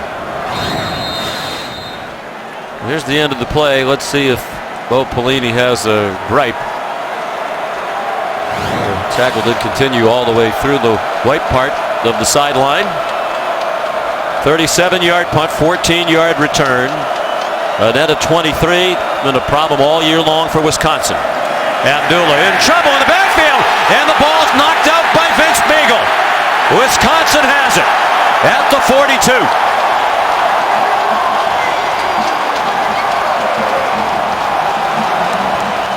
Leadership, intelligence, aware. Vince Beagle's going to secure the tackle on Amir Abdullah because he's unblocked. You see that right arm in there? Once he has him in his grasp, he has the knowledge and the understanding to rip it out. And, you know, fumbling has been an issue for Abdullah throughout his career. I'd say it's probably his biggest weakness. You go back, he had 7 fumbles, 4 lost in 2011, 8 and 6 in 2012, lost all 5 last year. Now, he was doing a better job this year coming into the season, or coming into this game. 3 fumbles, only 1 loss, but you see there, ball security continues to be a big issue for Abdullah. And well-coached defenses, Todd, will go in there and attack that, and they teach guys to rip the football, especially if they're second man in or you have them wrapped up. Danielle Jean recovered, so he's had an interception and a fumble recovery. Stabby on the move into Nebraska territory. A first down to Alex Erickson. They'll mark it at the 45-yard line with Josh Mitchell in coverage. You know, I've never seen a quarterback come back from the mental struggles that Joel Stabby had, Sean. And just getting out on the run, getting his shoulder square, and he's throwing darts. And a credit to him. I've never seen a quarterback have the struggles he had early in the year. After he lost his starting job, he developed the yips. He just couldn't throw a spiral. He couldn't complete a simple 10-yard pass. They actually had to shut him down for a little while until he could get it back together. Tanner McAvoy in there to run. He gets nearly 7. Corey Cooper and Randy Gregory on the tackle. And you wonder if the Wisconsin coaches overthought this a little bit. We talked to Gary Anderson last year when he came from Utah State. He had a dual threat quarterback there. That's the style he wanted to run. But it's almost as if they forced McAvoy into the prominent role to the detriment of their team. Stabby is a proven winner, and he is the more popular of the 2 quarterbacks without question among his teammates. Well, and the dual threat quarterback is who Wisconsin will be recruiting from now on. Offense number 25. 5-yard penalty, still second down. Melvin Gordon, take his scholarship away. Take a meal away at least. I don't know why you mess too much with the formula here. Gary Anderson did a terrific job at Utah State, and he's 16-6 here in 2 years. But this is a program that is thriving. It has for a long time now, behind that big offensive line with great running backs and a quarterback who can manage the game and particularly make pass plays in the play-action pass game. Yep. And Stavi's proven he can do that. And that's why they decided to go with it. But in the future, as Gordon gets the jet sweep. And here he comes down the sideline, trying to prove to Chris Bibb that he can break away, and he's run down by Nate Gary at the 1-yard line. Well, he doesn't have to prove it to me because he's showing it the acceleration again.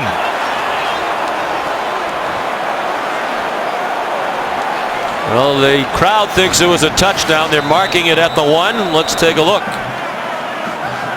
I think it's a good call. Yes, sir.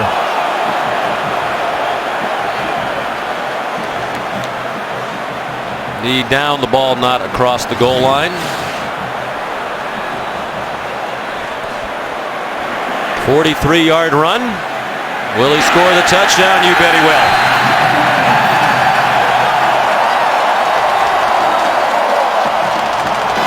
Career high for Melvin Gordon, 295 yards rushing on 20 carries. And now you start to look at the school record, which is 339 yards by the great Ron Dane as a freshman in 1996. November 30th of that year at Hawaii, ran for 339 yards. Rafael Gaglianone adds the extra point. 28 straight points for Wisconsin. And it was the jet sweep which was such a weapon for Gordon last year when he shared time with James White. Most of his damage done on that play, did plenty of damage on this drive as well.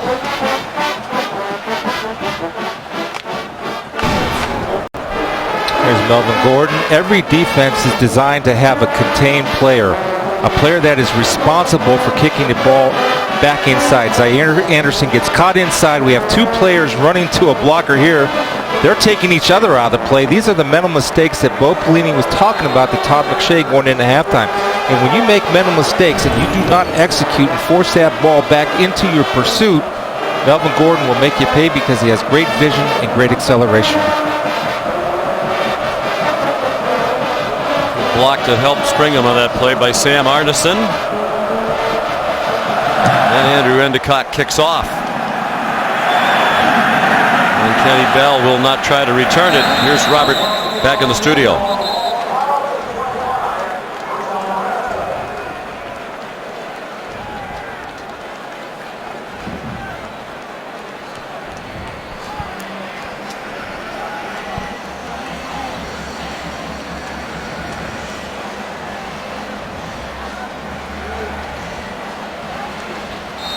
Struggling against a bad team in Kansas.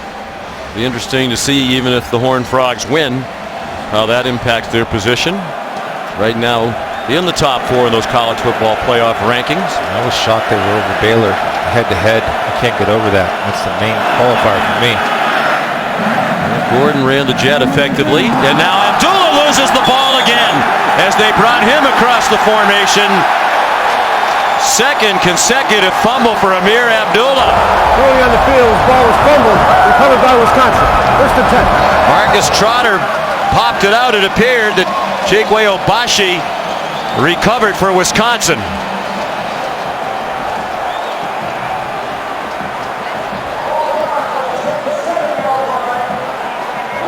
Amir making his case that he's down.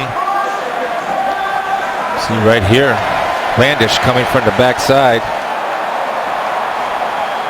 I think at the very least they might stop it in the replay booth and take a longer look. Tom Fiedler, the ruling on the field was the ball was fumbled, recovered by Wisconsin. That ruling is under further review.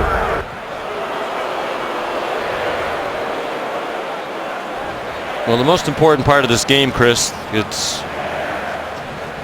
impact on the race in the Big Ten West Division. The winner of this game is going to control its own destiny.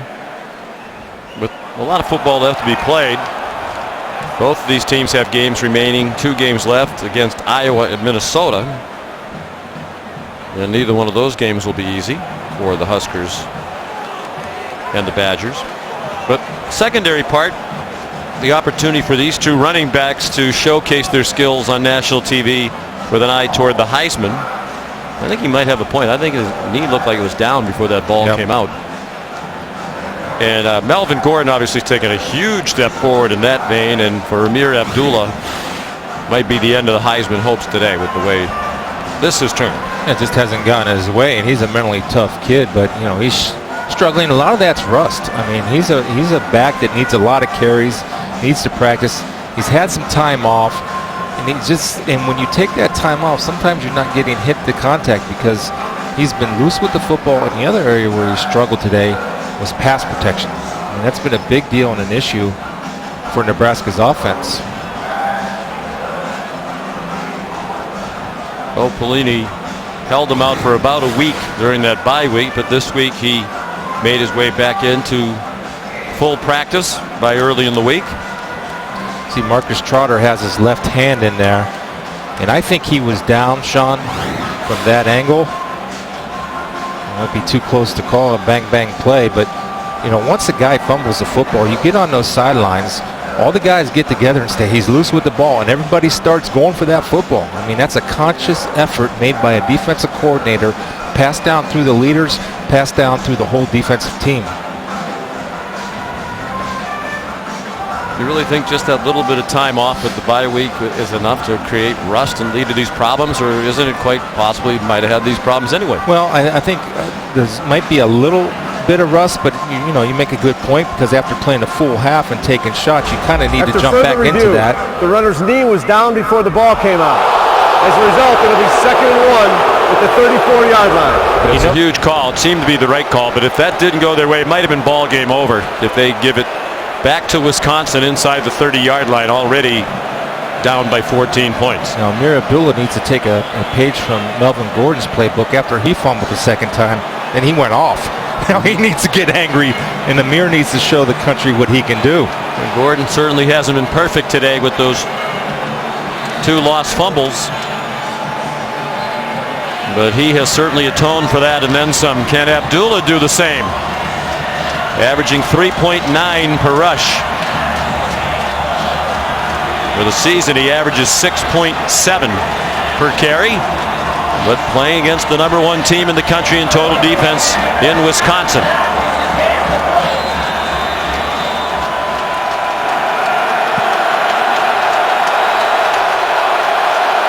Second down and 1. They put the ball back at the 34-yard line. Abdullah in trouble again and dumped for a loss. Vince Beagle, tremendous again today. Chris mentioned earlier the huge game he had last week against Purdue. And another tackle for a loss for the sophomore from Wisconsin Rapids. Well, he manhandles number 84, Cotton. And the thing you love about Vince Beagle is he plays with leverage and he uses his hands. Never does an offensive blocker get into his body. And he lights it up.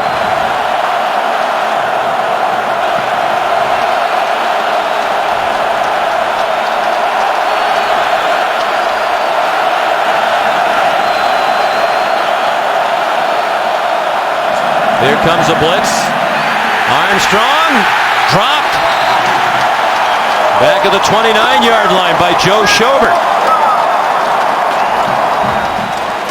Again, a nice blitz right there by Dave Aranda, and seemed to be reading the mail of Nebraska. They run a little bit of an angled stunt, and Joe Schobert once again is coming through unblocked. And one thing Wisconsin defenders have proved today was that they're good open field tacklers, and we have them in space, they don't miss. Sam Foltz punts. Good kick. Kenzel Doe retreats. Makes a fair catch.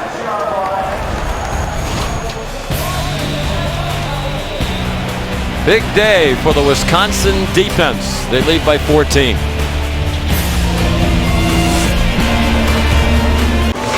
ESPN College Football, presented by Kay Jewelers.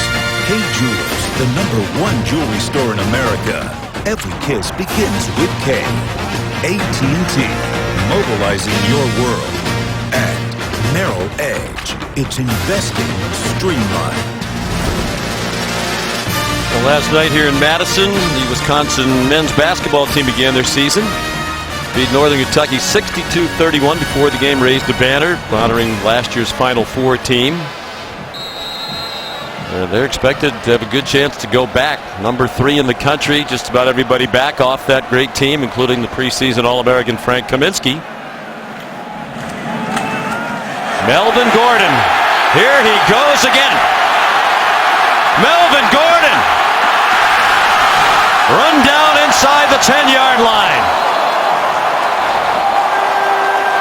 Again, Nate Geary charged with trying to prevent the touchdown. Well, you're watching total physical domination by the offensive line in number 34 Watt. When you can run up the middle or a basic handoff of a two-back system and not get touched until you get to the 2-yard line, that's physical domination by the Wisconsin offensive line. And right there you saw just the ability where he gets run down from behind. And that's the only knock that I have against Melvin Gordon. The only knock. Everything else is great. 68-yard run, and that's the single game Wisconsin record. 363 yards rushing for Gordon, and add to it, and add a touchdown.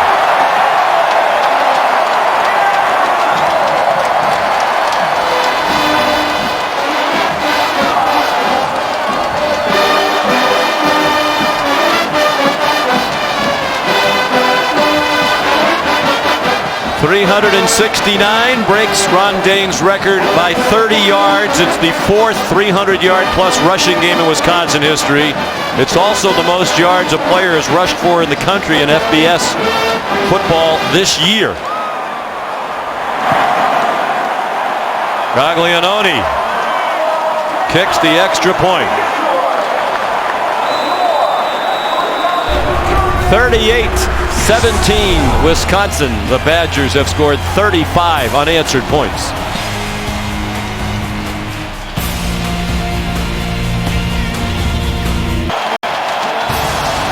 College football action continues tonight on ABC from Miami. Doubtful that snow will be falling in South Florida tonight as Florida State takes on the Hurricanes. Great rivalry game. Obviously big national implications. Florida State trying to stay in that top 4. They've dropped down to number 3 despite the 25-game winning streak. Miami playing better, but Al Golden really in need of that big win that perhaps gets that program back and running toward where it used to be. We'll see if Florida State can overcome the off-field distractions they had this week. More of them. Kenny Bell brings back the Andrew Endicott kickoff to the 24. Chris was just touching on the offensive line for Wisconsin. I just wanted to expand upon it.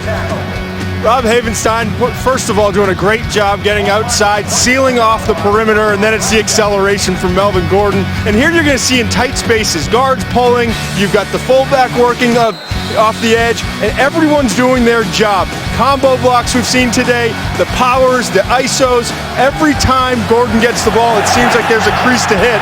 And if you give him a crease, he's gone. This has been one of the most dominating offensive line performances I've seen live in a long, long time. Yeah, they do a great job of swinging their hips into the hole too, Todd, and creating and walling off, not only with power, but with position. 5-yard penalty, still first down. Another procedure penalty before they could even snap the ball. Second time Alex Lewis has been penalized. Well, Melvin Gordon has had 6 carries of 39 yards or more. Plenty of help from that offensive line. Now he has a chance to set the all-time record. He's already set the school record by 30 yards. He set the mark for most rushing yards in a game in FBS football this season. Armstrong gets the penalty yardage. And that mark didn't last long. Congratulations to Leon Allen of Western Kentucky, who ran for 345 against Army today. So he had this season's high mark for a little while. A couple hours maybe. You run through 345 and that's not the best of the day. Nope. At least. Not even the best of the day. Good pass. Brendan Riley hangs on. 38-yard line and a first down. Just the 3rd completion for Tommy Armstrong. Good for a 14-yard gain. Long way to go, more than 5 minutes left in the third quarter, but Nebraska has to discover its offense, which has been stagnant throughout. If you just joined us, they scored 17 points in the first half off 2 fumbles by Wisconsin and a very short Wisconsin punt. Their longest scoring drive was 43 yards. Joe Schobert, like his fellow outside linebacker Vince Beagle, having a big day. Dropped that play for no gain. Well, he can give Vince Beagle a little assist right there, because Vince Beagle took away the pitch and also forced Tommy Armstrong to cut back inside, where Schobert gets him from behind on the pursuit. Armstrong on the move. Not a very good throw. Forced Riley to try to dive for it, and he couldn't hang on. There's no confidence right now for number 4. I mean, they've had open receivers and just cannot execute. And the frustration in Tommy Armstrong continues to grow. You see it in his face. You see it in his actions. Amani Cross in now with the eye back. Probably in there to help pass protect with the struggles of Amir Abdullah today. Not showing blitz this time. They do bring a blitz. And it's a deep throw for Jordan Westerkamp, who can't catch it. He hasn't had a catch today. Darius Hillary had the coverage. He's another one of those defenders who doesn't have a lot of stats for Wisconsin, and that's because the coaches say the other teams don't even try to throw at him. He's had a consistent and excellent year. A good position and going up through the hands with perfect timing. That's a technique that we see more and more, not looking back for the ball, but going through the hands of the offensive player to knock the ball away.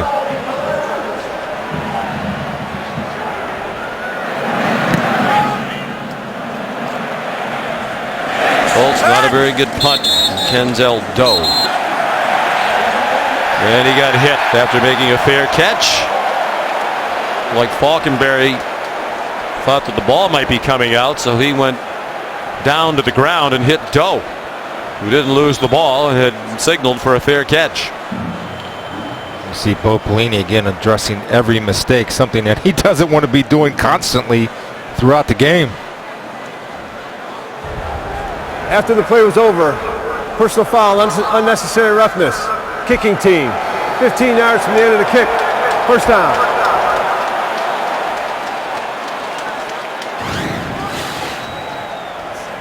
Well, clearly a fair catch signal.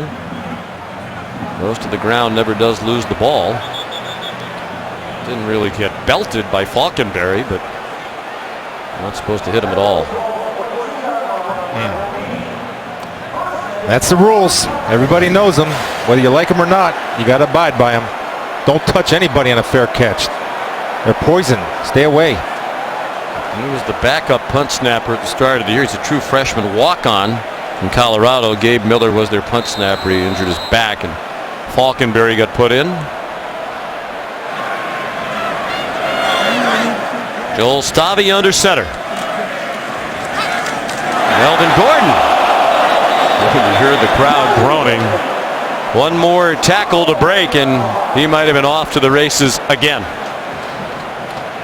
Well, again, Shawnee, he's not getting touched. I mean, he's running into people, but those are his own guys. I mean, think of the very beginning of this game, Chris. It was Randy Gregory and Malik Collins that were really giving this offensive line a problem. Not anymore. Nebraska defense barely getting a hand on Gordon, whether he's running inside or out. Came on the jet sweep motion. They give it to Kenzel Doe going the other way. And they whiff again.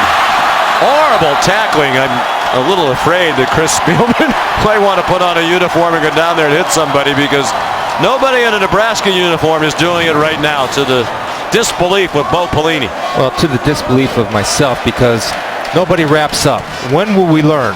When you have guys ducking their head and just throwing a shoulder, that's unacceptable. And to me, that's not college football.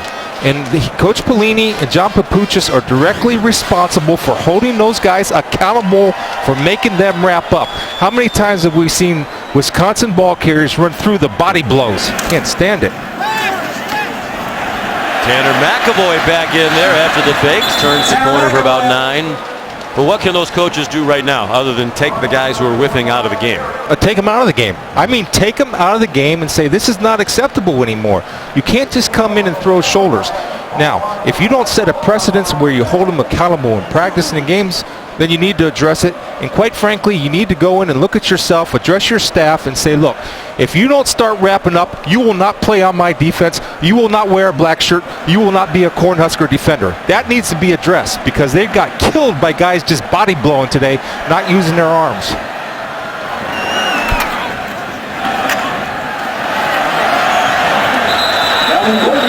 Melvin Gordon again.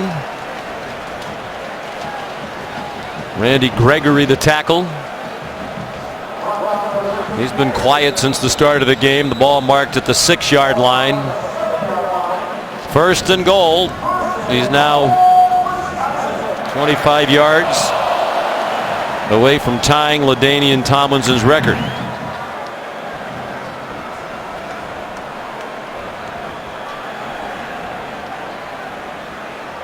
There's still more than a quarter to be played.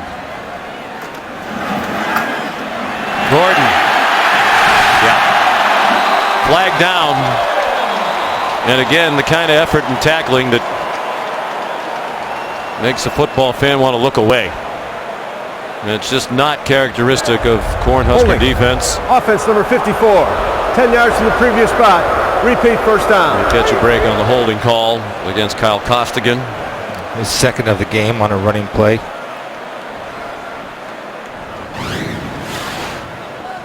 .54 Kyle, very good player. Again, hands are inside, and he throws them down, and you know that's not holding. To shove Collins to the ground. No. Look, his hands are inside, and he throws him to the ground. Now, he's not grabbing any jersey. He's not grabbing cloth. The crowd saw the replay. Gary Anderson did as well, and that's why he's agitated. He should be. McAvoy back in at quarterback. He keeps again. Took his own man to tackle him.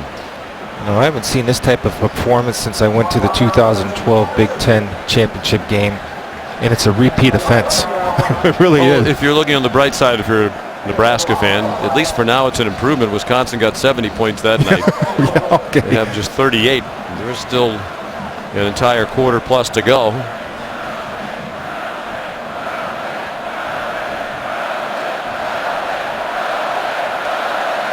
Crowd chanting Melvin, Melvin. He's lined up wide. Here he comes on the jet sweep action. McAvoy keeps it. Touchdown.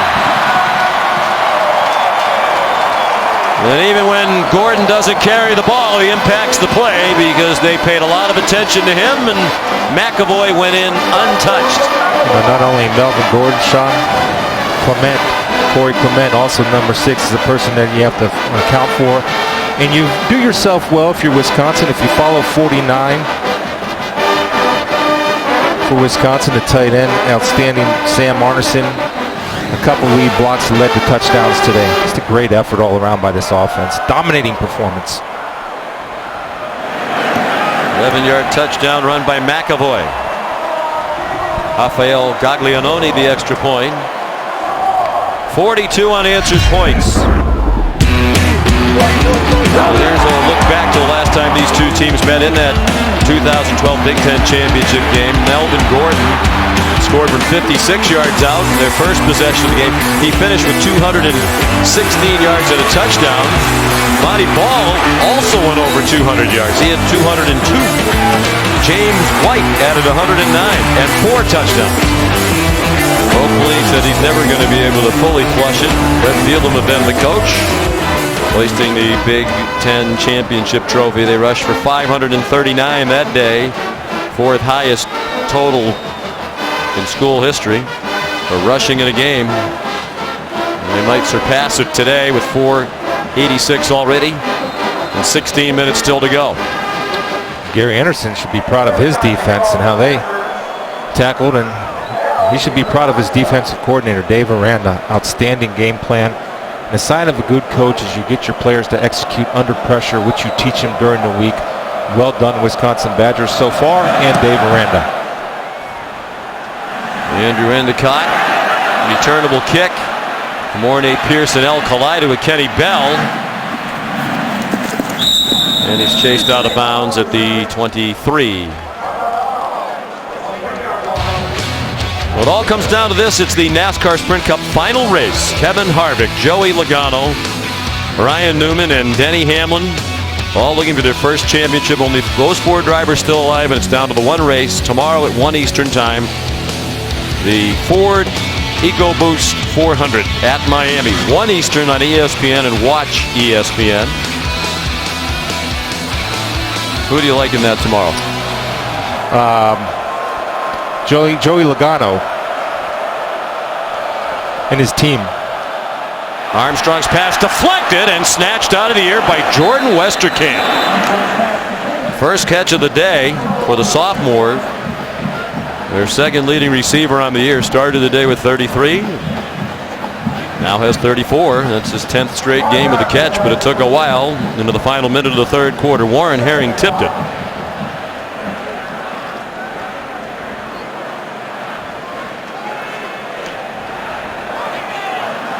And the snow starting to come down with a bit more vigor. And the exchange missed between Armstrong and Abdullah. Marcus Trotter recovers for Wisconsin. Well, that 2012 championship game was ugly. This is close.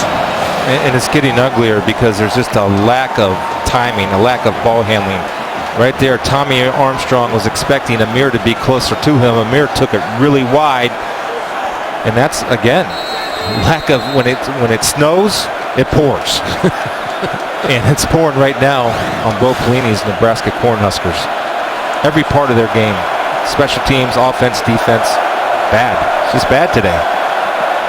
Hard to believe Nebraska had just about everything going its way early in this game. They have been thoroughly dominated since. Joel Stabby zips one. Incomplete. Broken up by Zaire Anderson. Josh Banderas also in coverage on Sam Arneson.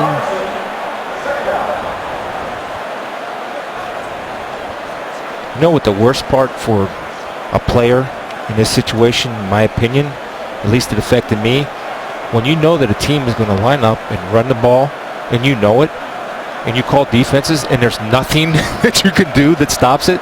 There's not a more helpless feeling in the world in that type of situation, related to sports, of course. 144 yards in the quarter. We'll see 238 at the half. Gordon again! Inside the 5, touchdown! What a performance by Melvin Gordon!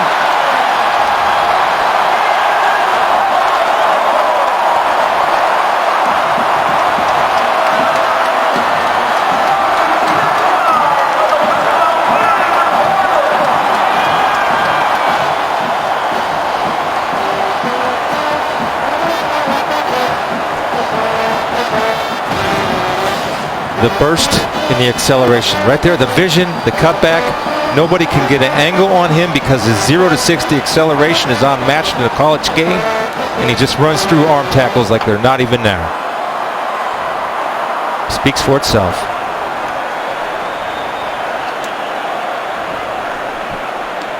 The thing that's hard to imagine is that they've thrown for 48 yards, Chris. So Nebraska's lining up. They know exactly what they're going to do. They're putting 8 in the box, and they're still not able to get guys in to get proper gaps, and they're not able to wrap up and make tackles. They're at a complete loss, and it's physical domination, Todd. And as I just mentioned, to me, as a player, when you know a team is pounding the football on you, and no matter what you call or what you do, there's nothing you can do to stop it, that's embarrassing for a football player. That's humiliating. Melvin Gordon has made the most of his opportunity. His record, single game record, as they help Randy Gregory up. Surpasses by 2 to 406 yards. Put up against UTEP in 1999 by the great LaDainian Tomlinson. Went on obviously to star in the NFL, as it certainly seems Melvin Gordon will.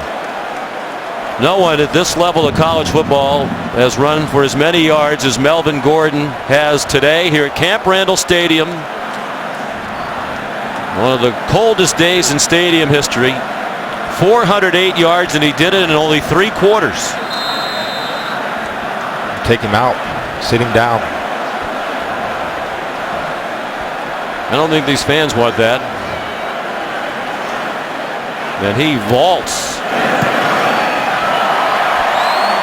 up the Heisman Trophy ladder. And it's fitting that he did it with another explosive run.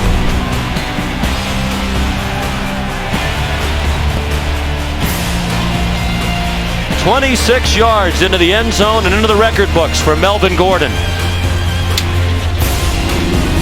Well, a tradition at Camp Randall Stadium since 1998. The end of the 3rd quarter, they jump around.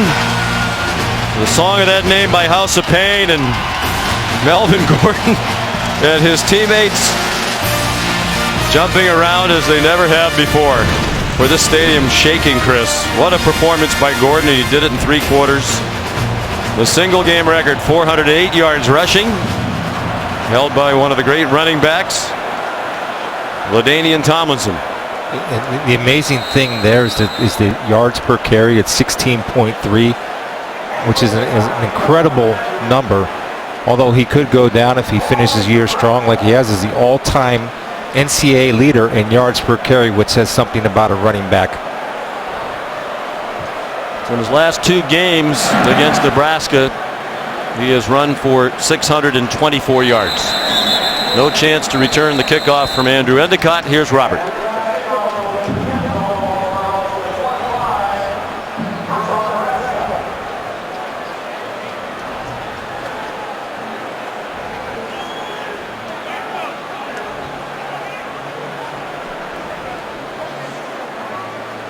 An entire 4th quarter remaining here.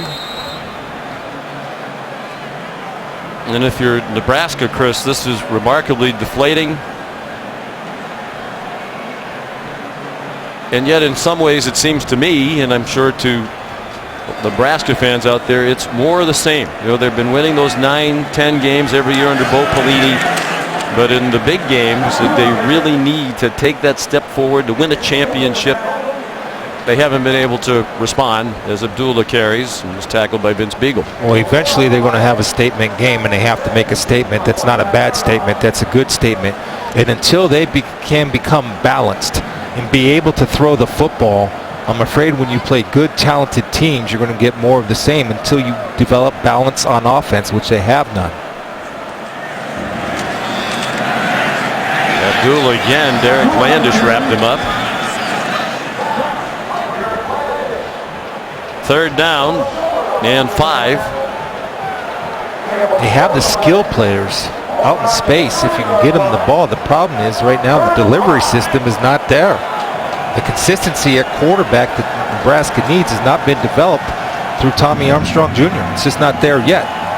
Not saying it can't get there, but it's certainly not there today.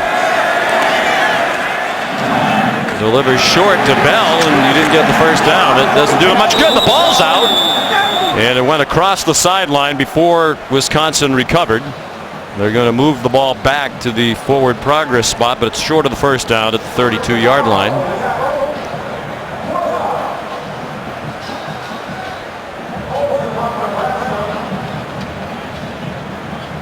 So here's Fultz to punt.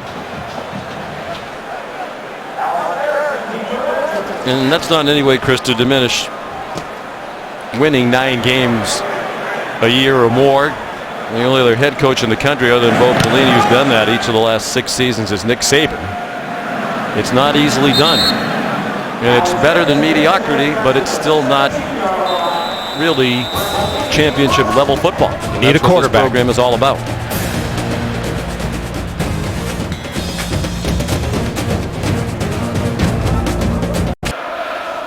Class C tweet from LaDainian Tomlinson, his record broken.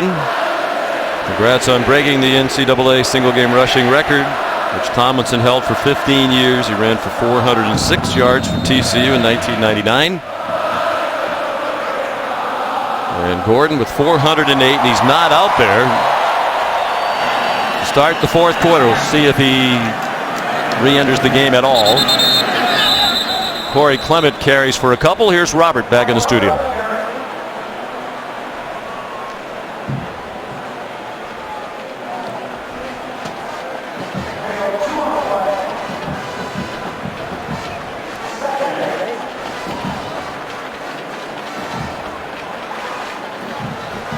You're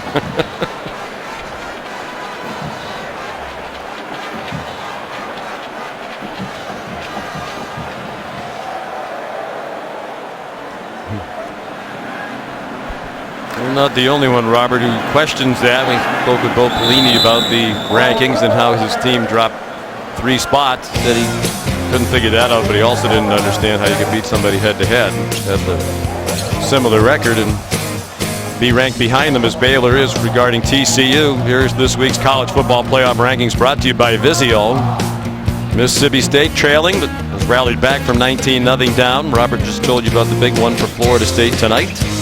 A lot of people like Miami's chances in that game. So many close calls for Florida State. At least sluggish starts for the Seminoles. They have to get something going on the ground, and Miami has a lot of confidence. Anytime you play those interstate battles, Sean, there's a lot of confidence because those kids play against each other in high school. They know each other. So they're not intimidated by the Florida State Seminoles if you're Miami. Clement carries for no gain. He'll get his chance now. He's acknowledged he's frustrated, but that's part of the tradition here. And he'll be the next in line of the great running backs. You need to wait your turn when there's talent ahead of you. And he also understands that Melvin Gordon is a Heisman candidate too. So yeah, he's one of the, comes to shove, you need to give him a little extra work than you might. He's one of the few running backs whose arms are bigger than his shoulder pads. I've never seen that before in a running back. Wow. Drew Meyer punts. And again, not a good one. It's been a terrific day for Wisconsin. The punting remains subpar. 24-yard punt. Then a timeout in Madison.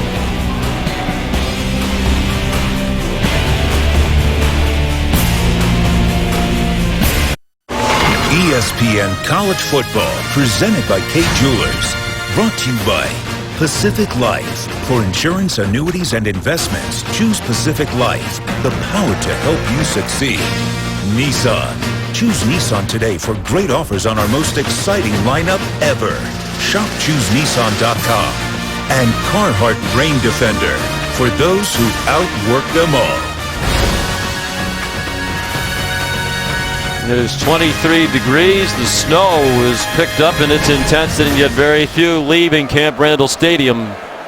History made today by Melvin Gordon, 408 rushing yards in this game, the single game NCAA record at the highest level of college football.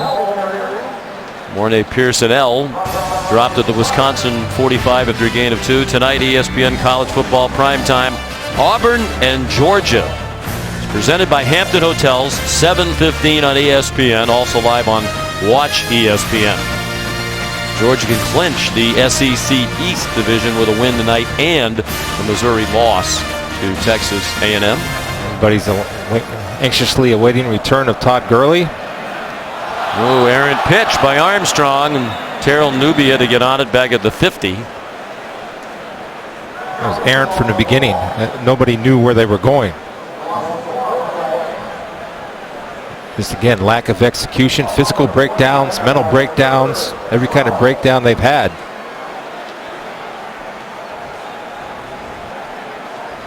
It's one of those days for Coach Pelini. Not that this would be a signature win or the win that gets the program to what we're talking about, but it's the kind of win that helps you get there.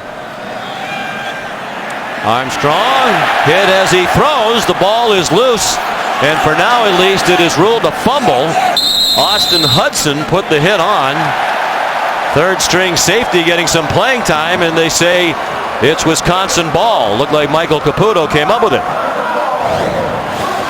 Well, again, it's just the outside blitz coming inside, and the weakness of Amir Abdullah's game has been exposed on TV today.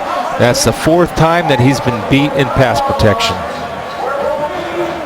I think one thing we've seen all day long with Wisconsin is they've been opportunistic when there's been a chance. I mean, whether it's a running back being stood up, going in for the strip, flying to the football, and what they lack in elite athleticism in some places, they more than make up with in terms of technique and just outright hustle and effort. And coaching. I mean, players do what they're coached to do, and they execute their fundamentals under pressure. They do not get rattled. 5th turnover for Nebraska. You wonder if they're going to challenge the call on the field that it was a fumble. Bo gesturing, he thinks it was a forward pass.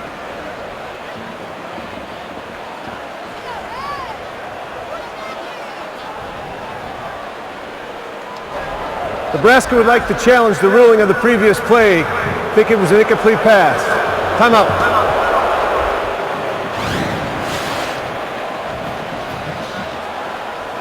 I think he gets his hand on the ball before his arm is forward. Austin Hudson getting his opportunity. You love to see kids when they get their opportunity, they come in and make a play. I would agree with you. I think the ruling on the field is going to stand. Hudson's a true freshman from Tampa, Florida. Probably didn't play too many high school games at Plant High School under these conditions. Not a lot of playing time. He's gotten into every game. Just 13 tackles for the year. Good special teams player for the Badgers. I'm surprised Stormy's hanging in there. After further review, the ruling on the field is confirmed. As a result, Nebraska has lost their challenge and is charged a timeout. Stormy, your turn for rebuttal. I mean, you know, week 2, it rained for 4 quarters. I mentioned that it rained for 4 quarters. All of a sudden, I've got a new nickname. All I've done is hang like a man out here for a blizzard, basically. See, that's the problem. You took a drizzle that lasted for 5 minutes. McDonough. I'm just working you up. Yes. It's a beautiful day in Wisconsin. Yes, it really is. And even more beautiful when it's 74 degrees in the booth. Well, we had a little power failure for a bit, and the heaters went off. Oh, I'm sorry. We'll work on that. Dare Ogunbowale, the number 3 running back. There goes Stormy. Yeah, he's dressed like Ralphie from A Christmas Story, all bundled up. I'm surprised he can even move. Week 2 of the year we were in Tulsa. It drizzled for about 5 minutes, and Todd described it as a torrential downpour, and a nickname was born. Stormy has stuck. It's very popular on Twitter, from what I'm told. Well, it beats Todd. That's right. Yes, there you go, pal. We love you. Yeah, you'll be happy to know the heaters are back on here in the booth. It's quite toasty. Stabby, the quarterback. Ogunbowale, who was defensive back earlier in the year and moved over to running back when they had some injuries. Thinned out the running back core. You don't need much depth behind Melvin Gordon and Corey Clement. You know, Todd made a point when we were watching film. I thought it was a great point. If you're a great running back in high school football and you want to get your touches, why would you not come to Wisconsin? I mean, this is what they do. They know who they are. Now, Gary Anderson is slowly moving to a spread, but I promise you they will keep elements of their identity of a power running football team as they progress and kind of transition into a little bit of a spread offense. And, of course, they'll run this, which is the power OE. Ogunbowale, redshirt sophomore from Milwaukee, has a first down. Jonathan Rose made the tackle for Nebraska. Our Pacific Life game summary. Why are we focusing on this man? What did he do? Melvin Gordon, 25 carries, 408 yards, the single game record at the highest level of college football, 4 touchdowns. Going to add to his scoring average as well.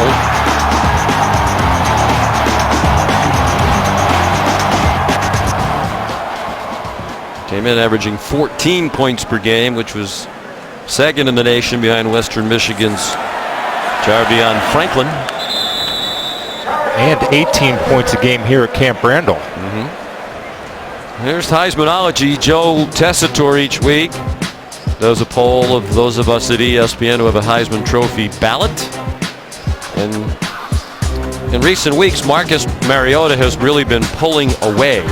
But I would imagine after you set the all-time record for rush yards in a game, you're going to make a major move this week if you're Melvin Gordon. Yeah, I think so. I think Dak Prescott will have, again, 2 picks today, and if they lose, that'll drop him down. Interesting, Scott Frost, the offensive coordinator at Oregon, called Marcus Mariota the best football player that he's ever seen. best quarterback. That's from a guy who won a national championship as a quarterback at Nebraska, played against a lot of great college players, then played a long time in the NFL as well. Having spoken with Scott Frost so many times over the years about Mariota, he absolutely loves the young man, his character, and every aspect of him as a teammate. And these coaches here at Wisconsin say the same thing about Melvin Gordon. When we talked to Gary Anderson yesterday, so it's not just the football part, but this is a young man who does it right off the field as well. Very unselfish teammate. And he came back to get better, as you said earlier, and Todd did, to work on the pass catching, pass blocking in general. And as it turns out, he also came back to make history. Ogunbowale carries inside the 10-yard line. David Santos the stop for Nebraska. We have not seen a running back drafted in the first round in the last 2 years.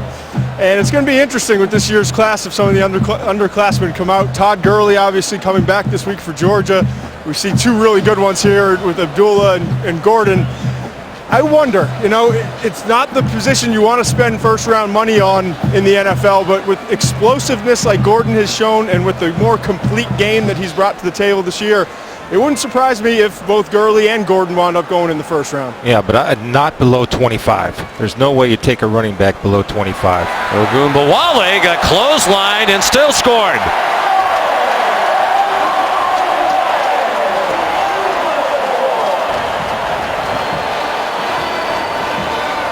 Talking about Gordon as a teammate, very happy for the third-string running back who hasn't had much action. There's his first career touchdown. That's what sets him apart, rooting for his buddy. And I was out of practice Thursday, Sean, for one specific reason. I know all the skill sets, but how does he practice? And he practices with purpose and intent to get better. Celebrate his teammates. I love that. Aglianoni, the extra point. Well, they haven't scored 70 against Nebraska today, but the margin is greater than it was in 2012. Here's a look at today's good hands play brought to you by Allstate. He doesn't just do it with his legs. Stiff arm delivered by Melvin Gordon. Get away from Corey Cooper. Mentioned that there's nobody in college football that utilizes his stiff arm as effectively as number 25 does Melvin Gordon. Another part of his game that stands out. Snow starting to cover the field now. Andrew Endicott kicks off. Still 5.5 to go. 56 unanswered points for Wisconsin. Alonzo Moore trying to bring back the kickoff.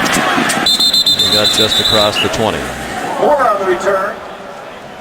Timeout. 5:28 to go here in snowy Madison.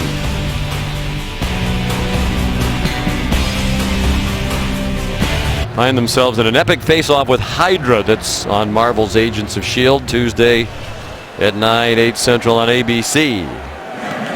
Riker Fife has come in at quarterback, sophomore from Grand Island, Nebraska. Terrell Newby, the ball carrier. Not a lot of life in the step of the Cornhuskers. Fife has seen limited action this year. Their own 9 passes completed, 4 of them.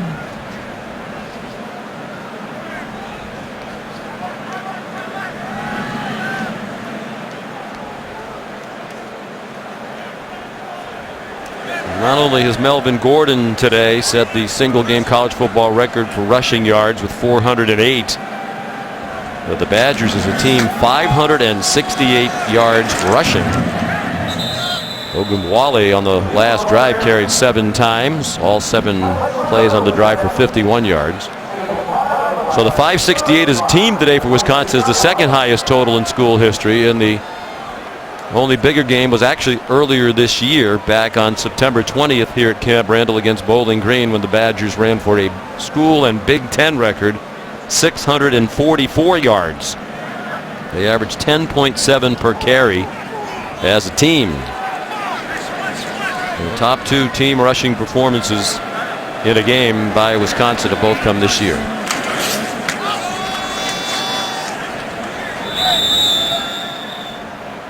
Newby, the ball carrier. So he'll come up short of the first down to be 4th down and 2. Well, ESPN Sports Center is projecting that Wisconsin will win this game.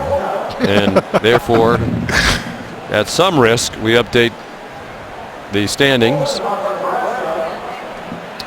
Nebraska needs to get ready for next week because young Mr. Cobb and the Minnesota Golden Gopher power running game is coming to them, and they'll be tested. So whatever issues they've had on the ground, they need to get that fixed during this week in practice. Probably didn't fully get the word because Wisconsin is 5-1 with the victory. Here comes the Fultz punt, and it stops in the snow inside the 1-yard line. And Josh Falkenberry, the snapper, hustling down there to down it. Well, it looked like it had already come to a halt. 70-yard punt. So there are the updated standings, fully updated now. Both teams will be 8-2. And Nebraska's hopes of being in the college football playoff, which were slim started today, are totally extinguished now. And it's really more the same. It's going to be another nice season, but unless Wisconsin stumbles down the stretch, be another year without a conference championship for Nebraska. Well, and again, they have to get ready to go next week because they're going to get the same type of challenge because Minnesota can run the football. Their physical offensive line and whatever problems are fixed if the ball's fumbled. Picked up by Gary. Do it, Chris. Finish the play-by-play. Come on, that was excellent. Go ahead. Oh. I guess that's about the easiest job I ever had, to be honest with you. Now you know. Yes. The truth. And we mentioned earlier, this does bring Wisconsin and Iowa back into the Minnesota and Iowa back into the equation as well, because if Minnesota can pop off Wisconsin, then all of a sudden all those teams trying to win the West have 2 losses. So there's a lot of football left to be played. This also, perhaps, Chris, affects in a negative way Ohio State, which has been zooming up the college football playoff rankings. But I think they and their fans are hoping they get to the championship game against the 1-loss Nebraska team to give them a win that is more of a resume booster than it would be beating somebody that has 2 or perhaps even 3 losses. Terrell Newby, the touchdown for Nebraska. They take advantage of the turnover and end that 56-0 Wisconsin run on a 2-yard score. Just living in Columbus, Sean, I mean, that was the big talk because everybody's trying to project ahead. Obviously, Ohio State has the inside track of winning the East, and they were talking about Virginia Tech knocking off number 21 Duke today, which would help Ohio State. And, of course, they were hoping for a 1-loss Nebraska team in the Big Ten championship game to build their resume for the committee in the selection process. Minnesota loses today 4-2, Nebraska 4-2, Iowa 4-2. Nebraska has Minnesota at home and then at Iowa.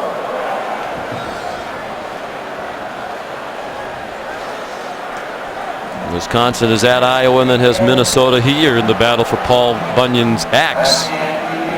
Well, have you tuned in late? Where have you been? You missed history.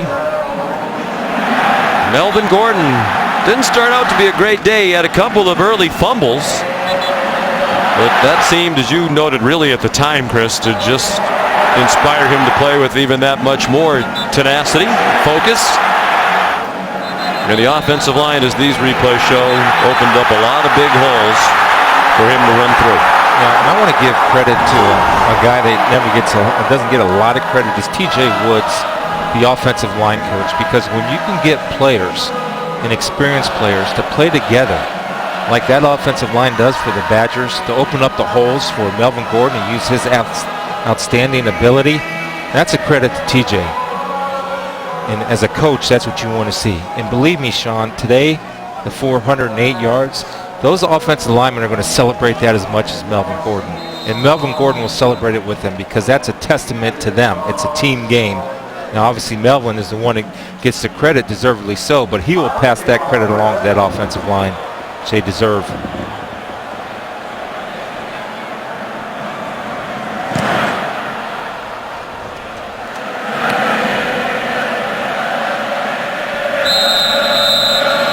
Kickoff is downed.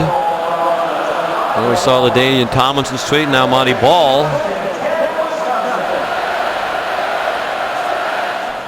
Melvin holds the yards in a game record. Ron Dane the all-time rushing record. And I hold the touchdown record. There's a great tradition of rushing the football and great running backs here.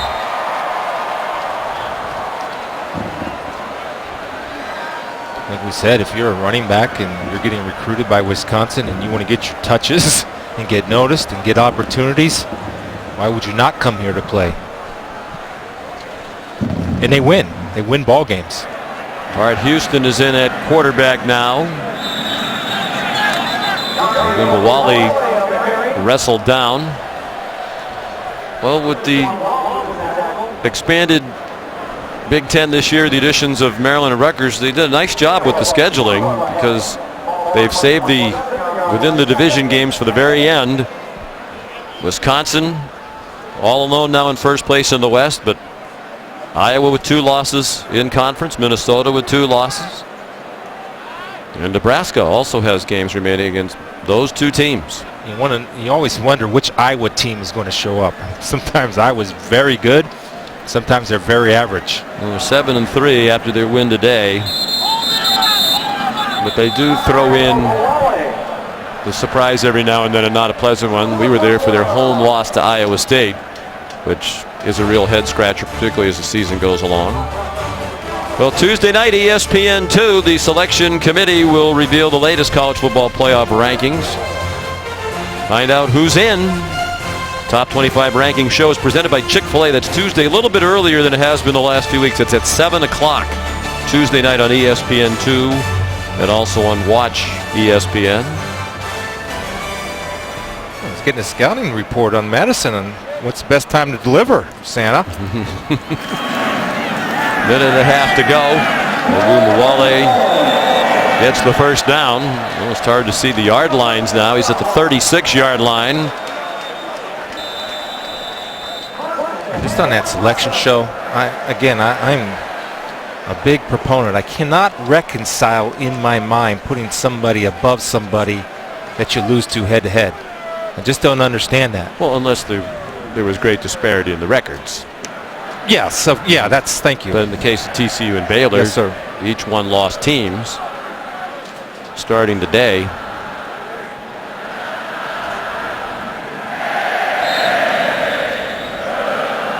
And the fans serenading Nebraska.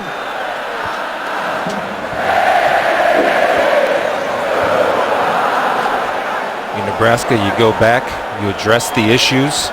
And we talk about the lack of the big win, Chris. Bo Pelini in Nebraska now in head-to-head games between 2 ranked teams. Nebraska ranked in the AP and their opponent ranked. They've lost 7 in a row. That's a frustration point. And until they get consistent play from the quarterback position, that trend could continue because you have to be balanced on offense in today's day and age of college football. Unless you're Wisconsin, which only threw for 46 yards today. Melvin Gordon still has enough left in the tank to jog across the field. Played 3 quarters, 408 yards rushing. A single game record for FBS football. That as a team officially 581 yards rushing for Wisconsin. You think about how much different their season might be, Chris. They threw away in many ways the opener against LSU, and their other blown conference loss was to Northwestern, and a big surprise when they committed 4 turnovers. Final score is Wisconsin 59, Nebraska 24. Tune into ABC tonight, 8 Eastern.